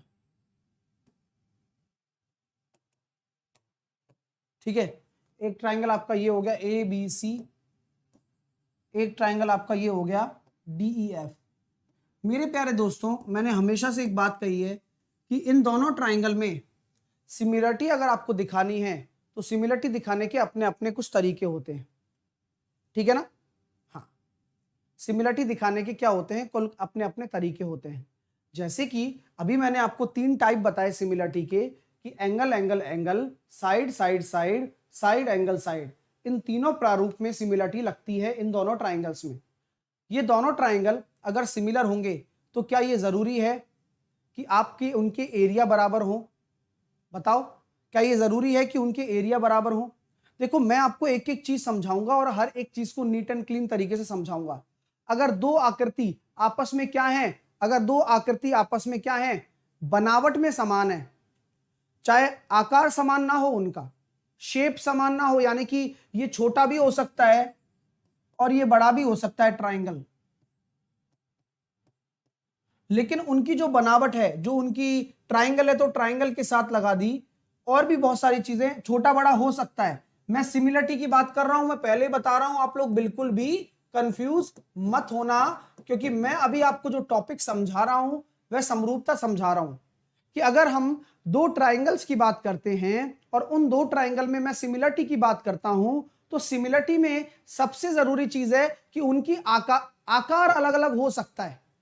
ओके, आकार सेम नहीं होगा, बनावट सेम होगी, कि ट्राइंगल और ट्राइंगल में सिमिलरिटी हम लगा रहे हैं। यानी कि हम ये कह सकते हैं पॉइंट कि आकार समान नहीं होगा, मान सकते हैं ना। ये आकार समान ना होने पर भी सिमिलरिटी लगेगी। हाँ, ये नहीं कि नहीं होगा कभी, है ना, कि भाई ऐसा नहीं है कि हम यहां कह सकते हैं कि हमारे पास जो शेप है, शेप सेम होनी चाहिए, शेप सेम होनी चाहिए। ये पॉइंट ज्यादा सही है कि अगर हम बनावट की बात करें तो बनावट सेम होनी चाहिए। आकार चलता है ना, आकार तो चलता है, आकार अगर सेम भी, आकार अगर छोटा बड़ा भी है तो चलेगा, कोई दिक्कत नहीं है, सिमिलरिटी लग जाएगी। कॉन्ग्रुएंसी में ऐसा नहीं है, उनमें अपन को एरिया बराबर होता है पूरा का पूरा। तो ये वाला पहला पॉइंट आपके सामने निकल गया, यानी कि वह एक दूसरे के समरूप हो जाते हैं। जैसे कि कोई वर्ग हो गया, कोई समबाहु त्रिभुज हो गया, वो आपस में हमेशा समरूप ही रहते हैं। ओके, वो आपस में हमेशा क्या रहते हैं, समरूप ही रहते हैं। तो सर, समरूपता के लिए दूसरा पॉइंट क्या है, दो ट्राइंगल यदि सिमिलर हैं तो उनके करस्पॉन्डिंग साइड्स का रेशो भी समान होगा। यानी कि दो ट्राइंगल अगर सिमिलर हैं तो उनके करस्पॉन्डिंग साइड का रेशो भी क्या होगा, समान होगा, इक्वल होगा। आइए चलो मैं बताता हूं। मैंने कहा कि भाई साहब ये एंगल मेरा 30 डिग्री है, ये एंगल मेरा 30 डिग्री है, ये एंगल मेरा 40 डिग्री है, ये एंगल मेरा 40 डिग्री है, और ये एंगल मेरा 50 डिग्री हो जाएगा, ये एंगल मेरा 50 डिग्री हो जाएगा। अब आप मुझे बताइए कौन से दो ट्राइंगल आपस में समरूप हैं, कौन से दो ट्राइंगल आपस में समरूप हैं, बताइए।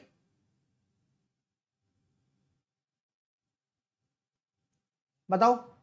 तो मैं ये कह सकता हूं डियर, दो ट्राइंगल ये दोनों आपस में समरूप है, लेकिन कैसे? आप डायरेक्टली क्या लिख सकते हो क्या कि सर ट्राइंगल ABC आपका समरूप हो जाएगा ट्राइंगल DEF से? लिख सकते हो क्या डियर?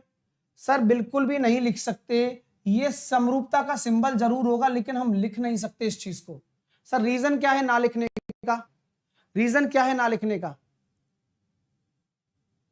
चलेगा। तो हम ये कह सकते हैं कि यार अगर मैं स्टार्ट कर रहा हूं ए पॉइंट से, तो यहां अगर मैं ट्राइंगल ले रहा हूं AB और C, ये मैंने फिक्स कर दिया, तो ये किसके समरूप होने वाला है? ट्राइंगल। ध्यान देने योग्य बात, A 50 डिग्री है तो यहां 50 डिग्री कौन सा है? F। B यहां पर 30 डिग्री है तो यहां 30 डिग्री कौन सा है? D। और बचा हुआ E। तो क्या ये समरूपता सिद्ध कर रहे हैं क्या? हाँ। तो लिखने लिखने का फर्क है मेरे दोस्तों। आपको ध्यान से देखना होगा कि आप डायरेक्टली ऐसे मुंह उठा के नहीं कह देंगे कि भाई एबीसी और डीईएफ सही लगता है मेरे को। आपको चेक करना होगा कि कैसे एंगल एंगल एंगल लग रहा है। तो यहां पर आप क्या कहेंगे, एफ डी ई कहेंगे अगर आपने ये एबीसी ले लिया तो। अब आपसे मैं पूछना चाहता हूं कि करस्पॉन्डिंग साइड का रेशो क्या लिखोगे आप? चलो बताओ, अगर मैं आपसे पूछूं कि भाई करस्पॉन्डिंग साइड का रेशो क्या लिखोगे आप, बोलो।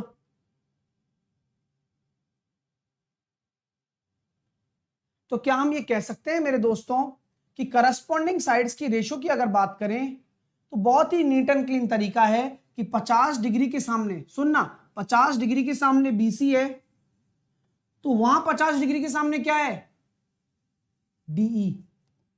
एक तो ये तरीका देख लो, ये बहुत अच्छा तरीका है, बराबर। अब 40 ले लो, 30 ले लो, 30 डिग्री के सामने अगर एसी है तो उसमें 30 डिग्री के सामने क्या है, ईएफ। 40 डिग्री के सामने यहाँ ए बी है तो उसमें 40 डिग्री के सामने क्या है, डी एफ।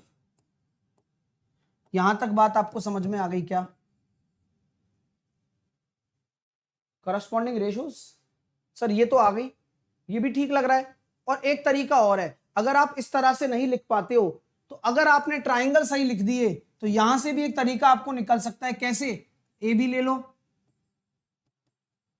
यहां से एफ डी ले लो, आगे चलो थोड़ा, लास्ट के दो ले लो, बीसी, यहां से ले लो डी। और अब कौन बचा है, एक पेयर और बचा है, एसी अपॉन एफ ई,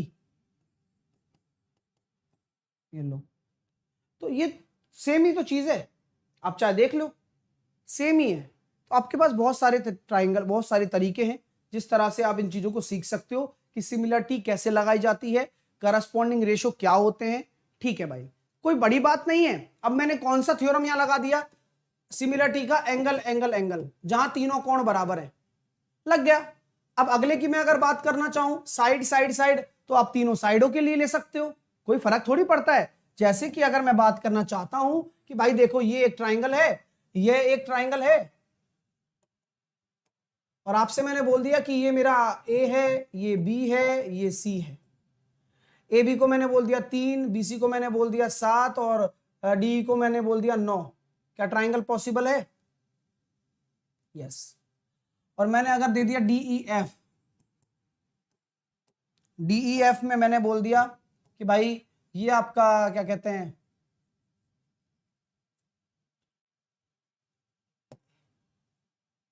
ये आपका 9 है, ये आपका 7 है और ये आपका 3 है। अब बताओ कि कौन कौन से ट्राइंगल आपके सिमिलर लोगे आप?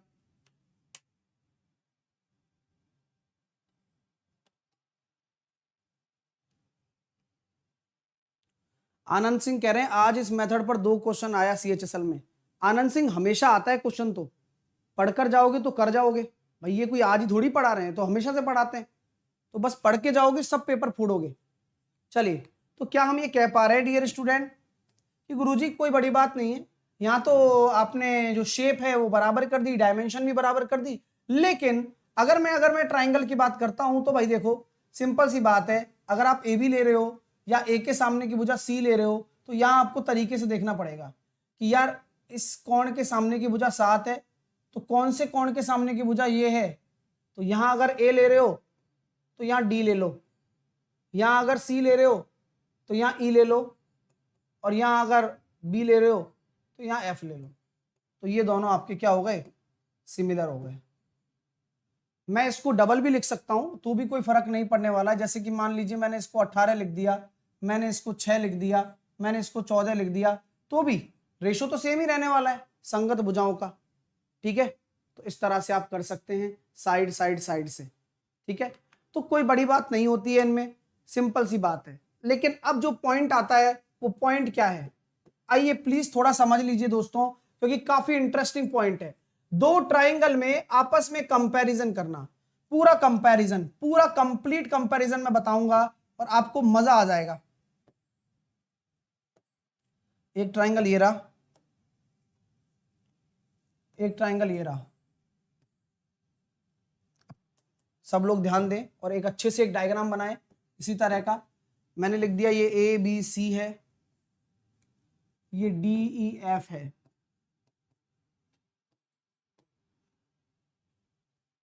ठीक है, मैंने बोला है आपसे कि त्रिभुज ए बी सी यदि समरूप है किसके, ट्राइंगल डी ई एफ के। हमने पहले ही दे दिया कि अगर त्रिभुज A B C triangle D E F के समरूप है, सिमिलर है, तो आप सब लोग जानते हो करस्पॉन्डिंग रेशो बराबर होंगे। लेकिन एक एक चीज हम समझेंगे। ये मैंने मान लिया परपेंडिकुलर एल्टीट्यूड, तो सिमिलर केस में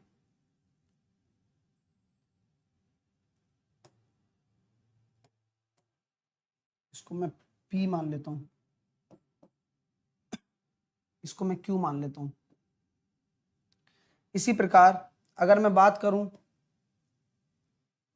ये मैंने मान ली मीडियन माध्यिका, इसको R मान लेते हैं और इसको S मान लेते हैं।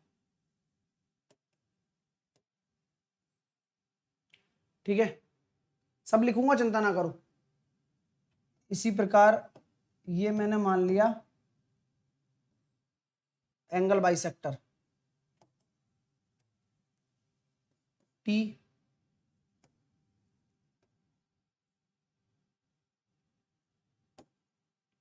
U। ठीक है, लिखो भाई AP, AP और यहां पर क्या है DQ, आपके क्या है एल्टीट्यूड है। और कौन कौन है, AR और DS, ये आपकी क्या है माध्यिका है, मीडियन है। और AT और DU, AT और DU आपकी क्या है भाई, ये माध्यिका है, ये मीडियन है और ये एंगल बाइसेक्टर है। चलिए, तो ये सब मैंने लिख दिए, कारण बता रहा हूं क्यों लिख दिए, आइएगा। चलिए,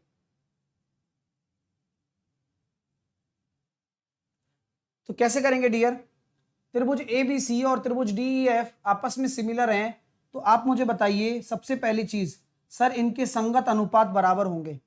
तो अगर हम बात करते हैं AB का DE से जो रेशो है वह बराबर होगा BC का किससे, EF से जो रेशो है उसके, और AC का किसके, DF के रेशो के बराबर होगा। मेरी बात को गौर से सुन रहे हो, ये मैंने क्या लिख दिया, उनकी साइड्स के रेशो के बराबर लिख दिया।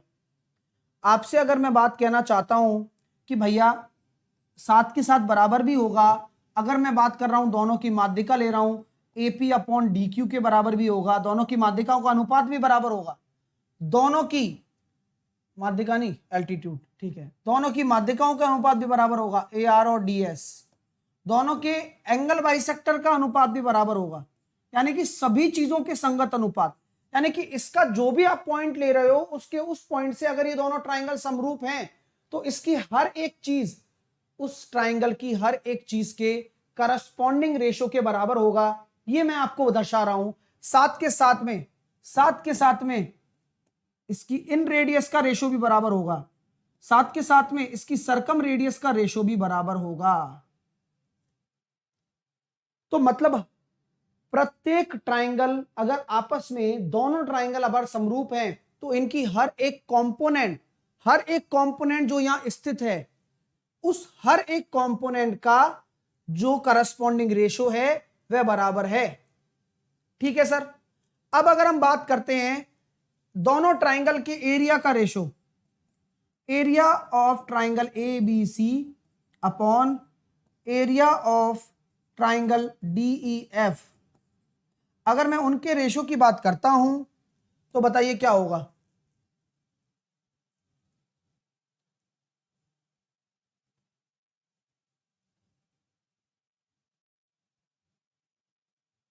बताओ, तो आप ये कह सकते हैं सर जितनी भी चीजें ये लिखी हुई हैं उनके स्क्वायर के बराबर होगा। करस्पॉन्डिंग, कोई भी करस्पॉन्डिंग साइड हो उनके स्क्वायर के बराबर होता है अगर एरिया की बात की जाए। और अगर मैं परिमाप की बात करूं तो परिमाप तो सिंपल इन्हीं के बराबर होने वाला है, triangle A B C upon triangle D E F का जो परिमाप है सबके बराबर होगा।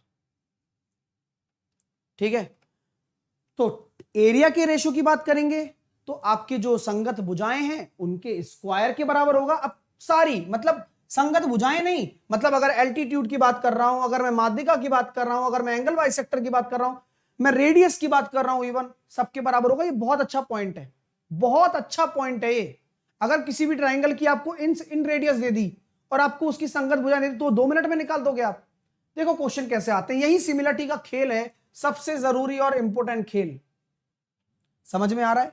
धीरे धीरे सब चीजें क्लियर हो जाएंगी, ये मेरा पूरा वादा है आप लोगों से। चलिएगा, अब सिमिलरिटी का एक बढ़िया सा प्रारूप सिखाता हूं, एक फॉर्मेट सिखाता हूं आपको। सब लोग एक बढ़िया सा पेज ले लीजिए नीट एंड क्लीन और एक राइट एंगल ट्राइंगल बना दीजिए।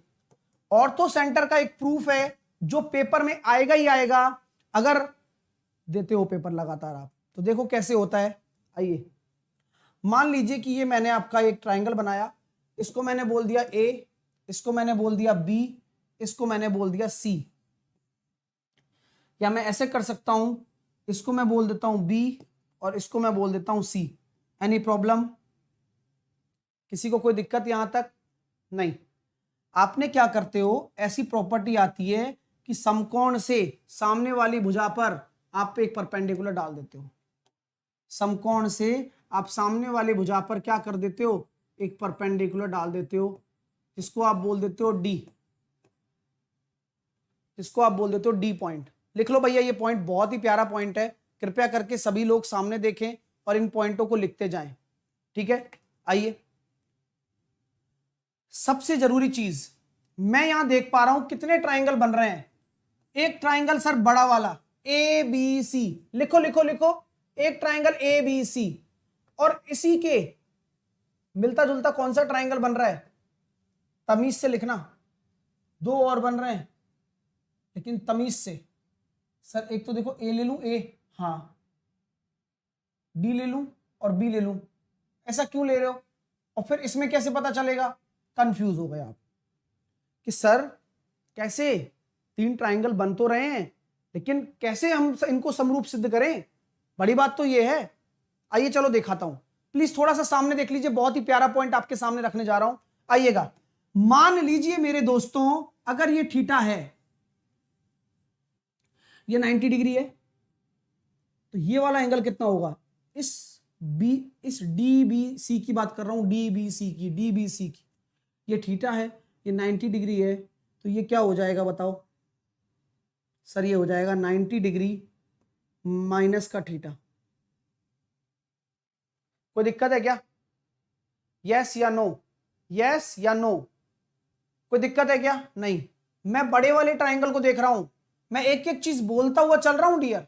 मैं बड़े वाले ट्राइंगल को, ये थीटा है, ये 90 डिग्री है, तो ये क्या हो जाएगा? 90 माइनस थीटा। कई लोगों को पता नहीं होता, सर कैसे कर देते हो आप? कुछ नहीं है भाई, ये 90 है, इसको मान लो x, एक एंगल आपका 90 है, एक एंगल आपका थीटा है, और ये तीनों कोणों का योग 180 डिग्री के बराबर होता है। इसी तरह से x निकाला तो 90 डिग्री माइनस थीटा आ गया, तो डायरेक्टली हम लिख देते हैं, ये ऐसे आया, ठीक है ना। इसी तरह से ये थीटा है, ये 90 डिग्री है, तो ये 90 डिग्री माइनस थीटा है, ठीक है। अब जब इतना निकाल दिया है तो ये 90 डिग्री है, ये 90 माइनस थीटा है, तो क्या ये वाला एंगल थीटा नहीं होगा? और वो तो होना भी चाहिए क्योंकि पूरा 90 डिग्री है। चलो, क्या आपको दिख गया? क्या हर एक एंगल पता लग चुका है क्या? ये बताओ, हर एक एंगल पता लग गया क्या? ये थीटा है, ये 90 है, तो ये 90 माइनस थीटा। छोटे वाले ट्राइंगल में बात कर रहा हूं, ये थीटा है, ये 90 है, ये 90 माइनस थीटा, ये 90 90 माइनस थीटा, ये 90 है, ये थीटा। अपने आप ही बनेगा, हम क्या करें? तो क्या मैं कह सकता हूं कि ट्राइंगल 3 बन रहे हैं और तीनों आपस में सिमिलर हैं? ट्राइंगल यहां पर 3 बन रहे हैं और तीनों आपस में सिमिलर हैं। बढ़िया बात है सर। कौन कौन से सिमिलर हो गए? मैंने पहले एबीसी ले लिया, ए को मैंने ये लिया है 90 माइनस थीटा, बी को मैंने 90 लिया है, सी को मैंने थीटा लिया है। तो ये बताओ इस वाले ट्राइंगल में मैं कौन सा ट्राइंगल लूं जो सिमिलर कहलाए। ऐसा ही लो जो ए 90 माइनस थीटा का है, 90 माइनस थीटा, उसके बाद 90 डिग्री, तो डी पर जाना पड़ेगा क्योंकि बी में तो 90 ये पूरा बन गया, लेकिन इस छोटे वाले ट्राइंगल में डी 90 है, हो गया काम। तो ए डी बी। और तीसरा ट्राइंगल लेके बताओ इसमें कौन सा ट्राइंगल लोगे आप, मतलब इसके पॉइंट्स कौन कौन से लोगे ट्राइंगल के, लिखो जल्दी से।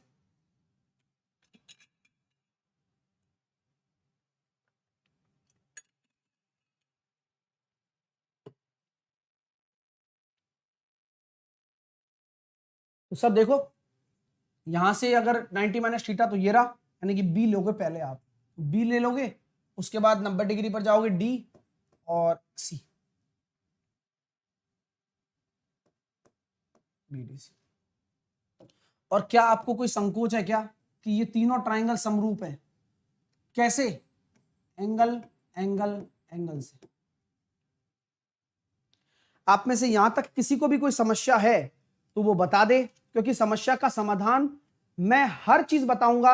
और आपको भी पता है यार ये चीज बहुत ज्यादा इंपॉर्टेंट है पेपर के पॉइंट ऑफ व्यू से, अगर मैं बात करूं तो ये आप सब लोग समझते हो, क्योंकि पेपर में ये सब चीजें आती हैं और वो भर भर के आती हैं, तो मस्त तरीके से सीखते जाइए आप।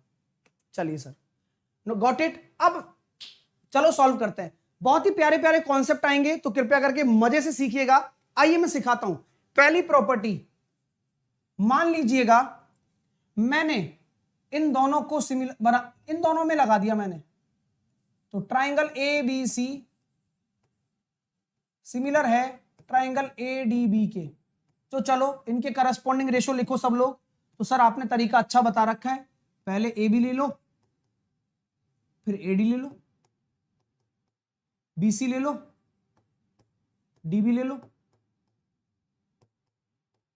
और ए सी ले लो, ए बी ले लो। एनी प्रॉब्लम मेरे दोस्तों? किसी को कोई समस्या तो नहीं है ना? सर ये समकोण है तो बी 90 डिग्री होगा।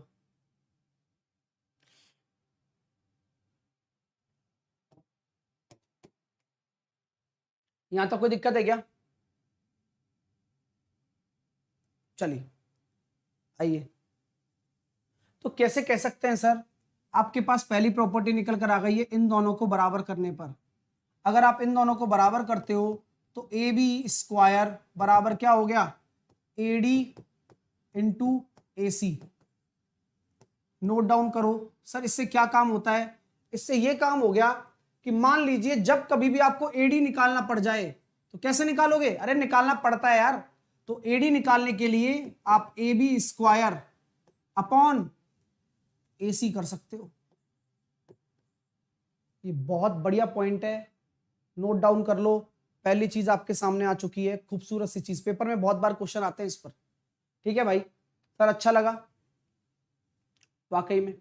अब दूसरा ट्राइंगल ले लेते हैं। दो ट्राइंगल, एक पहली प्रॉपर्टी निकाल दी, दूसरी के लिए हम क्या करते हैं, इसका और तीसरे वाले का ले लेते हैं। ट्राइंगल ए बी सी, समरूपता सिद्ध करवा रहा हूं ट्राइंगल बी डी सी से। चलो लगाओ, इसमें लगाओ, इसमें सिमिलरिटी लगाओ, करस्पॉन्डिंग रेशो। देखो भाई, ए बी का बी डी से अनुपात, बीसी का डीसी से अनुपात, और एसी का बीसी से अनुपात बराबर है।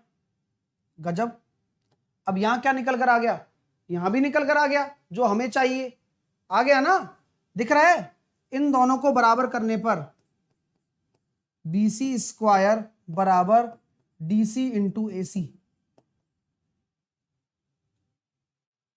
ब्रैकेट में डाल लो इसको। काम की चीज है वो, ऐसे मत देखो, बहुत काम की चीज है वो। तो यहां से आपको अगर सीडी चाहिए तो सीडी चाहिए तो क्या हो जाएगा? इसके साथ की जुड़ी हुई भुजा का स्क्वायर अपॉन ये पूरी भुजा।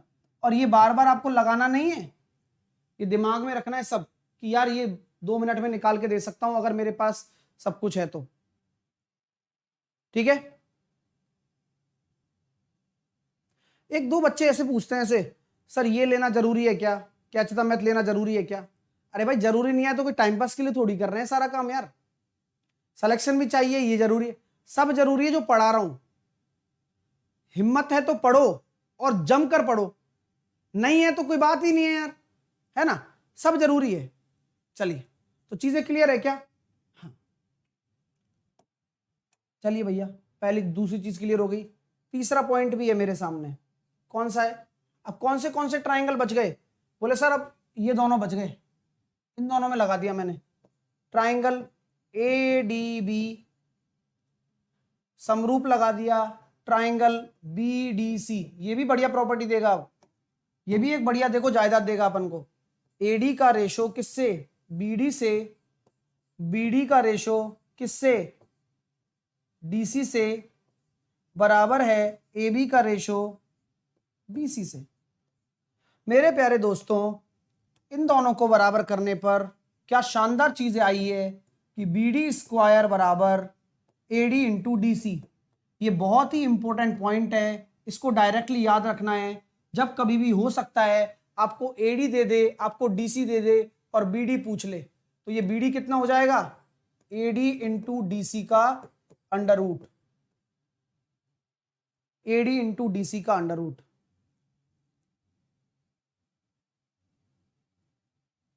ठीक है माय डियर, मजा आ रहा है? यस या नो?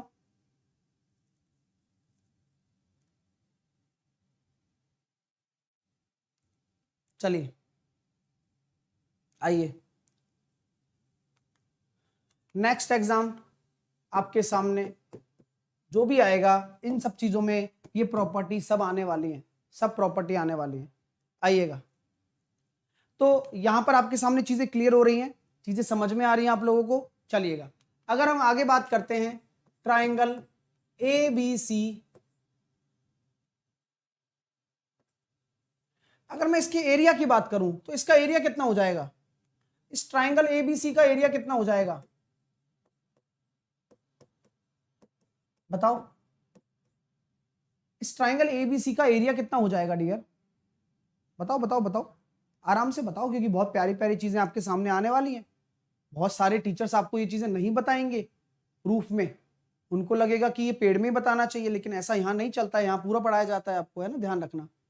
और बहुत सारे मतलब देखते भी हैं वो, अरे ऐसे कैसे हो रहा है, और बहुत सारे बच्चे अब बैठे भी होते हैं यहाँ पर। तो आप इन चीजों को ध्यान रखें और बस अपनी पढ़ाई पर फोकस करें, तो वो चीज ध्यान रखें डियर, है ना।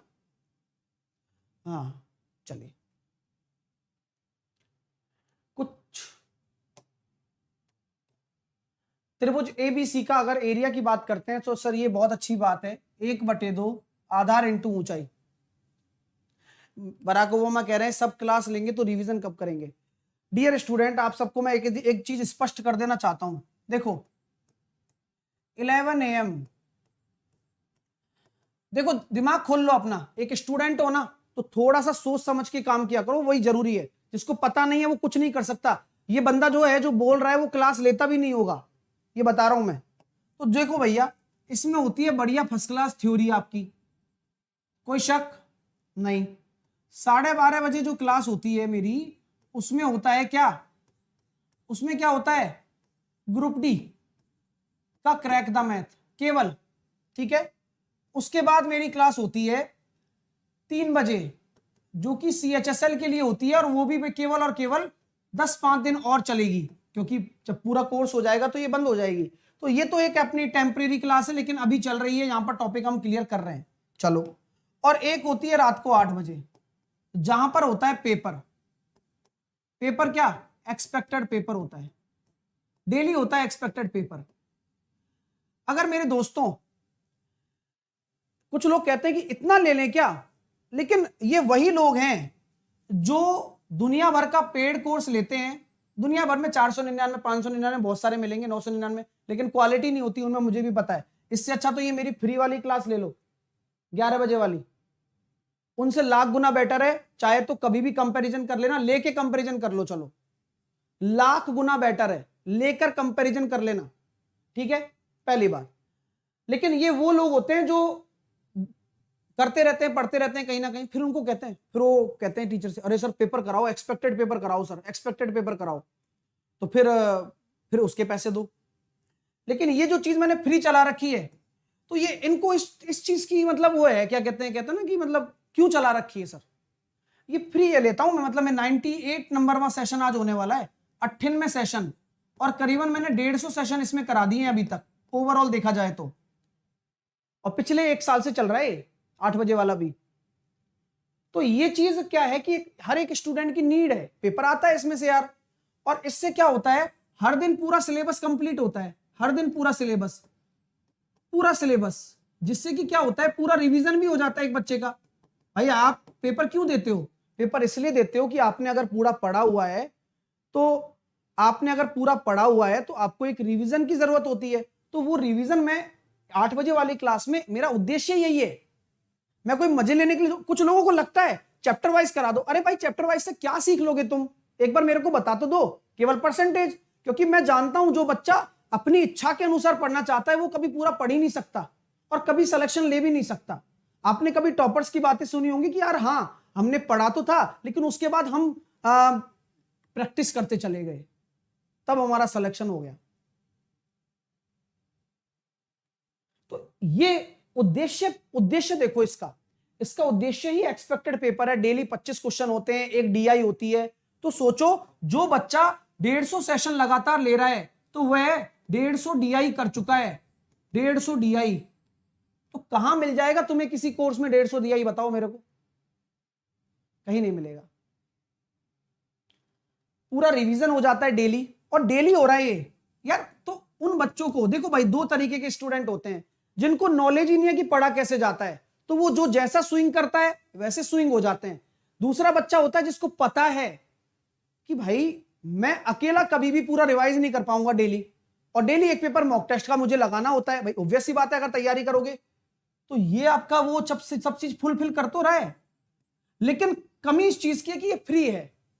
अगर यही कैच द मैथ अगर आपको पैसे में मिलता, 8 बजे वाला जो अनअकैडमी पर होता है, यही पैसे में मिलता तो शायद इसकी वैल्यू 10 टाइम्स होती, डेफिनेटली होती। और बिना प्रैक्टिस के तुम कुछ कर सकते हो तो मेरे को बता दो। तो मुझे नहीं लगता कि जो मेरी प्लानिंग है, देखो मैं उस तरीके का टीचर नहीं हूं कि भाई एक क्लास लेनी है और अपना प्रमोशन करके जाना है मेरे को, मेरे कोर्स बेचने। मेरा कोर्स अपने आप चलता है, मेरा फाउंडेशन बैच है, सर्वश्रेष्ठ बैच है, और मेहनत भी मैं उसी हिसाब से करता हूं और कह के करता हूं, करूंगा, वो मेरा इंटेंशन है। लेकिन जो मैं यहां दे रहा हूं वह भी दुनिया भर के पेड कोर्स से लाख गुना बेटर है। तो ये चीज आप ध्यान रखना। तो चीजों को समझो, इस चीज को, है ना, ये चीजें आप लोगों के लिए है। मैंने पूरा, अब इसमें कहां है बताना कि मैथ ही मैथ लें, क्या कहां है?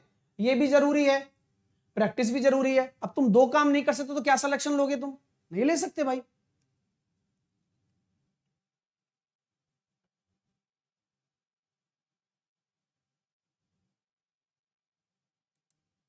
ठीक है ना? चलिए, तो अभी कुछ लोग एक बच्चा कह रहा है ऐसा नहीं है सर। बात ऐसी है ना भाई, चीजें समझाने के ऊपर डिपेंड करती हैं। अब ये चीजें कुछ लोगों को बुरी लगेंगी क्योंकि वो चाहते नहीं है कि फ्री कैसे चल रहा है। कुछ बैठे होते हैं यार, हर क्लास में किसी ना किसी टीचर के नुमाइंदे बैठे होते हैं, लेकिन मुझे उससे फर्क थोड़ी ना पड़ता है। फर्क मुझे इस चीज से पड़ता है कि स्टूडेंट पढ़ने वाला क्या सोच रहा है। चलिए अब चलते हैं आगे। तो मैं क्या कह रहा था, एबीसी अपना ट्राइंगल है, इसका एरिया कितना हो जाएगा? 1/2 आधार इंटू ऊंचाई। आधार कितना है? बीसी है, और ऊंचाई कितना है? AB है।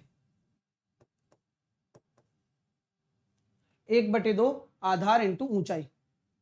आधार आपका क्या है? BC है, और ऊंचाई आपकी AB है।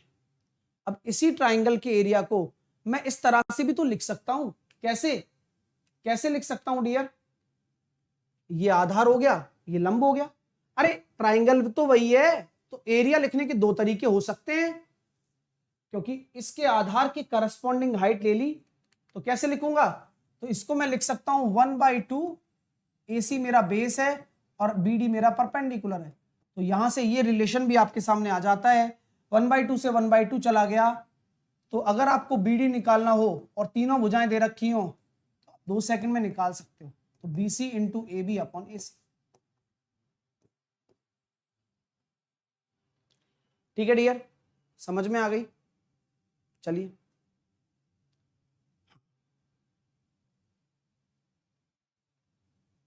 यही तो रोहित मेरे को समझ में नहीं आता, जैसे कि भाई कुछ टीचर कुछ भी नहीं देते हैं, सिर्फ बातें, दोस्तों ऐसा है ऐसा है ऐसा है ऐसा है। कुछ पढ़ा, अरे पर पढ़ा लो, इससे अच्छा पढ़ा लो।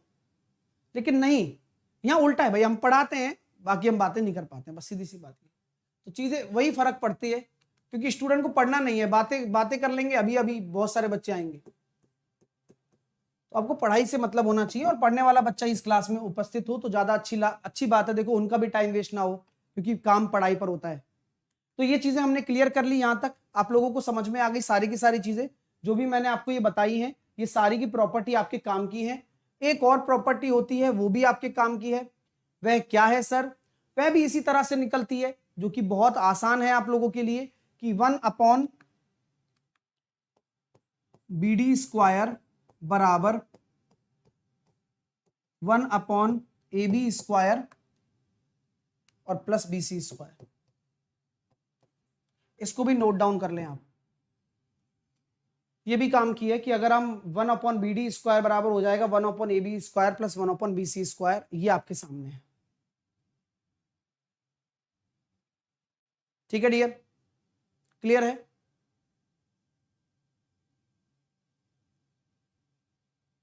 लिख दीजिए। आइए अब स्टार्ट करते हैं आज की अगली चीजों की। अगर हम सिमिलरिटी के क्वेश्चन करना चाहें तो कैसे करेंगे, तो चलो क्वेश्चन कर लेते हैं डियर फटाफट से, और फटाफट से इन क्वेश्चनों को निपटाते हैं।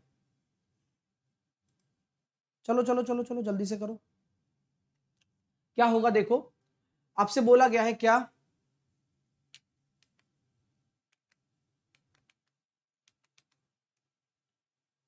क्वेश्चन नंबर 19 से था क्या, 16 से था शायद, है ना? नहीं 19 ही था। ठीक है, तो कैसे होगा बताओ। ABC की भुजा AC पर बिंदु D स्थित है।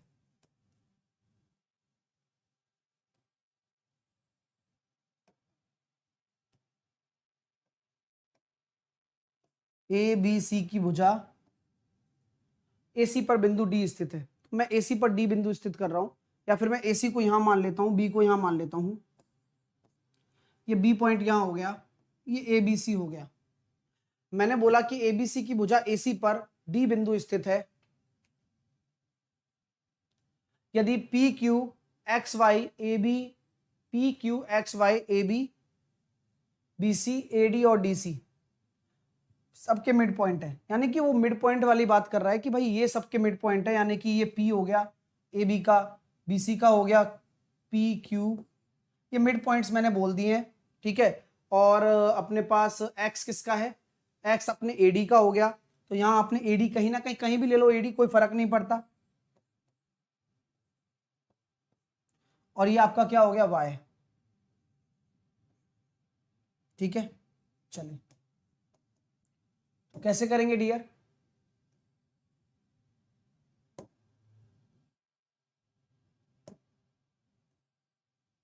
अब ये मिड पॉइंट आपको दे रखे हैं सारे के सारे, क्या दे रखे हैं, मिड पॉइंट।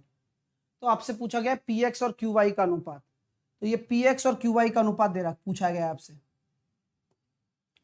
ये कितना होगा बताओ, कैसे करेंगे। तो अगर आप बात कर रहे हो कि सर अगर इसको आप इक्विलेटरल ट्रायंगल मान लेते हो, मान लो, क्या फर्क पड़ रहा है आपके लिए, क्योंकि ये अगर मिड पॉइंट्स हैं आपस में, तो ये सारी भुजाएं आपस में क्या होंगी, बराबर हो जाएंगी। यानी कि क्या हम कह सकते हैं कि जो PQ है वो अपना XY के बराबर हो जाएगा फिर, क्योंकि मिड पॉइंट को ही तो मिला रहे हो आप, है ना। और PQ आपका QY के बराबर भी हो जाएगा। तो आपका जो ये रेशो आएगा PX और QY का, वह कितना आएगा, 1:1 आएगा। ठीक है, दिमाग में रखिएगा इस चीज को। नेक्स्ट क्वेश्चन आपके सामने है, ये लीजिए। एक समबाहु त्रिभुज की परिधि 18 सेंटीमीटर हो और प्रत्येक माध्यिका की लंबाई निकालो। तो माध्यिका हमेशा सेम होती है, और समबाहु त्रिभुज की परिधि अगर आपको दे रखी है तो उसकी भुजा कितनी हो जाएगी डियर स्टूडेंट, सर भुजा हो जाएगी 6। तो अगर आपकी साइड अगर 6 हो गई तो हाइट कैसे निकालेंगे, क्योंकि वही आपकी मीडियन भी है, क्योंकि समबाहु त्रिभुज में सब कुछ समान होता है ना। तो अगर आप हाइट निकालते हो तो वह हो जाएगा √3a/2, यानी कि 3√3 आपका राइट आंसर आ गया। ठीक है डियर स्टूडेंट्स, तो 3√3 will be your right answer. Next करो।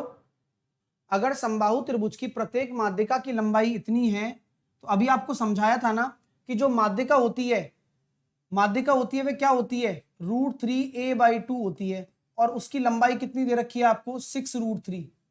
बहुत अच्छे क्वेश्चन हैं, पेपर में आते हैं यार। तो a बराबर आपका कितना हो गया, 12 हो गया, तो आपका परिमाप कितना हो जाएगा, 3a, 12 तिया 36, option number C. Next question करिएगा। किसी त्रिभुज का शीर्ष लंब आपको दे रखा है, तो उसका क्षेत्रफल बताओ। शीर्ष लंब जानते हो, परपेंडिकुलर दे रखा है, परपेंडिकुलर।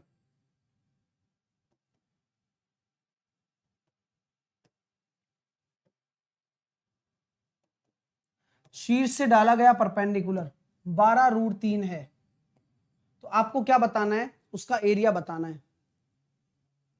चलिए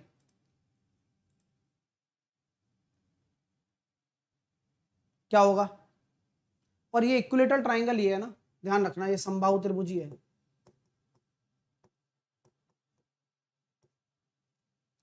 तो हम क्या कह सकते हैं भैया, देखो सर, ये आपकी जो हाइट है उससे हम वो निकाल देंगे क्या, √3a/2 से अगर हम इसको कैलकुलेट कर रहे हैं तो ये हो गया 12√3। तो a बराबर कितना आ गया, a बराबर निकल कर आ गया 12 दूनी 24। अब आपका a अगर 24 आ गया तो एरिया कितना होता है डियर, एरिया होता है √3a²/4। तो √3a² यानी कि 24 × 24/4, तो ये हो गया 24 छिग्गी 144 √3। ऑप्शन नंबर बी आपका राइट आंसर है डियर, समझ में आ गई बात। चलिए नेक्स्ट क्वेश्चन करेंगे। चलो क्वेश्चन नंबर 23, काफी अच्छा क्वेश्चन है, इसको बनाओ, देखते हैं कि क्या आंसर आपका आता है, फिर मैं समझाऊंगा कि कैसे हुआ ये। बताओ बताओ। एक इक्विलेटरल ट्राइंगल है ये, ध्यान रखना बस।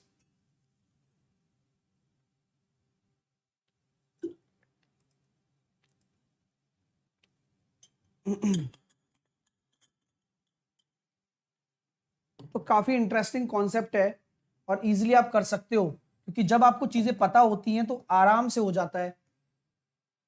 ABC अगर आपके ट्राइंगल है और आपसे बोला गया है सर AD आपका परपेंडिकुलर है, बोलने दीजिए, क्योंकि जो चीजें आपके सामने हैं वही आप बना पाएंगे।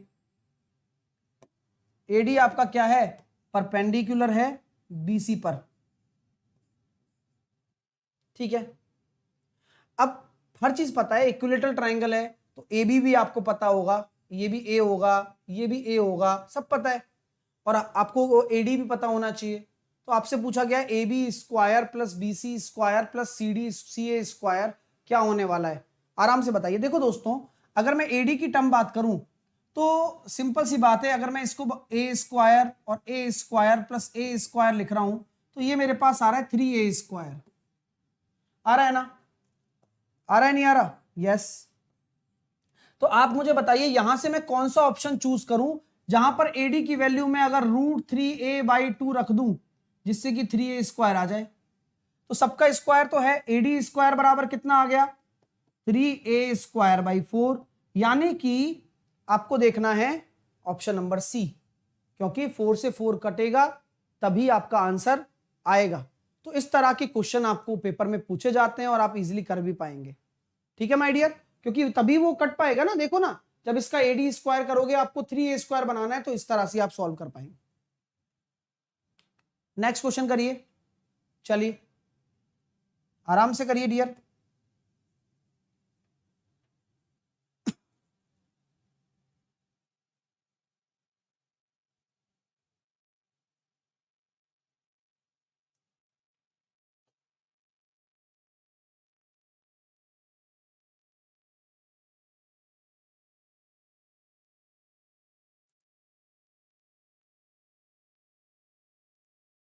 चलिए कैसे करेंगे। और भाई डियर क्लास को लाइक जरूर करते रहिए जिन्होंने बढ़िया तरीके से चीजों को सीखा है।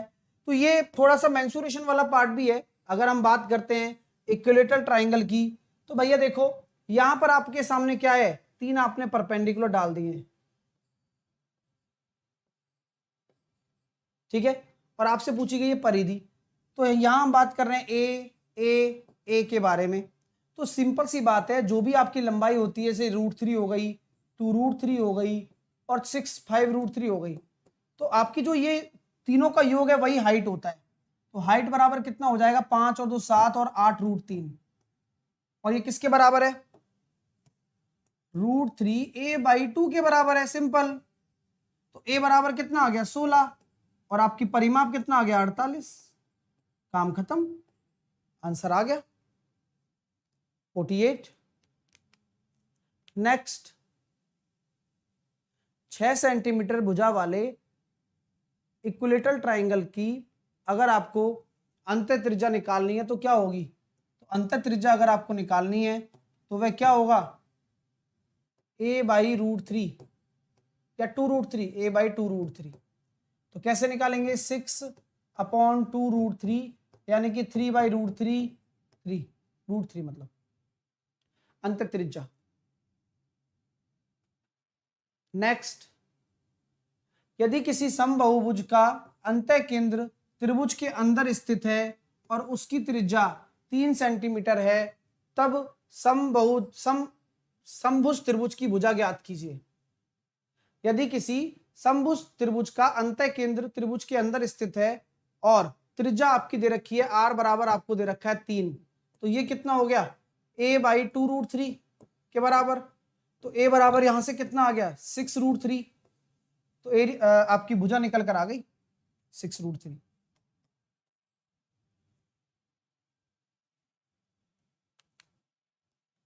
किसी समबाहुभुज की बाह्य त्रिज्या आपको दे रखी है 10, तो आंतरिक त्रिज्या क्या होगी।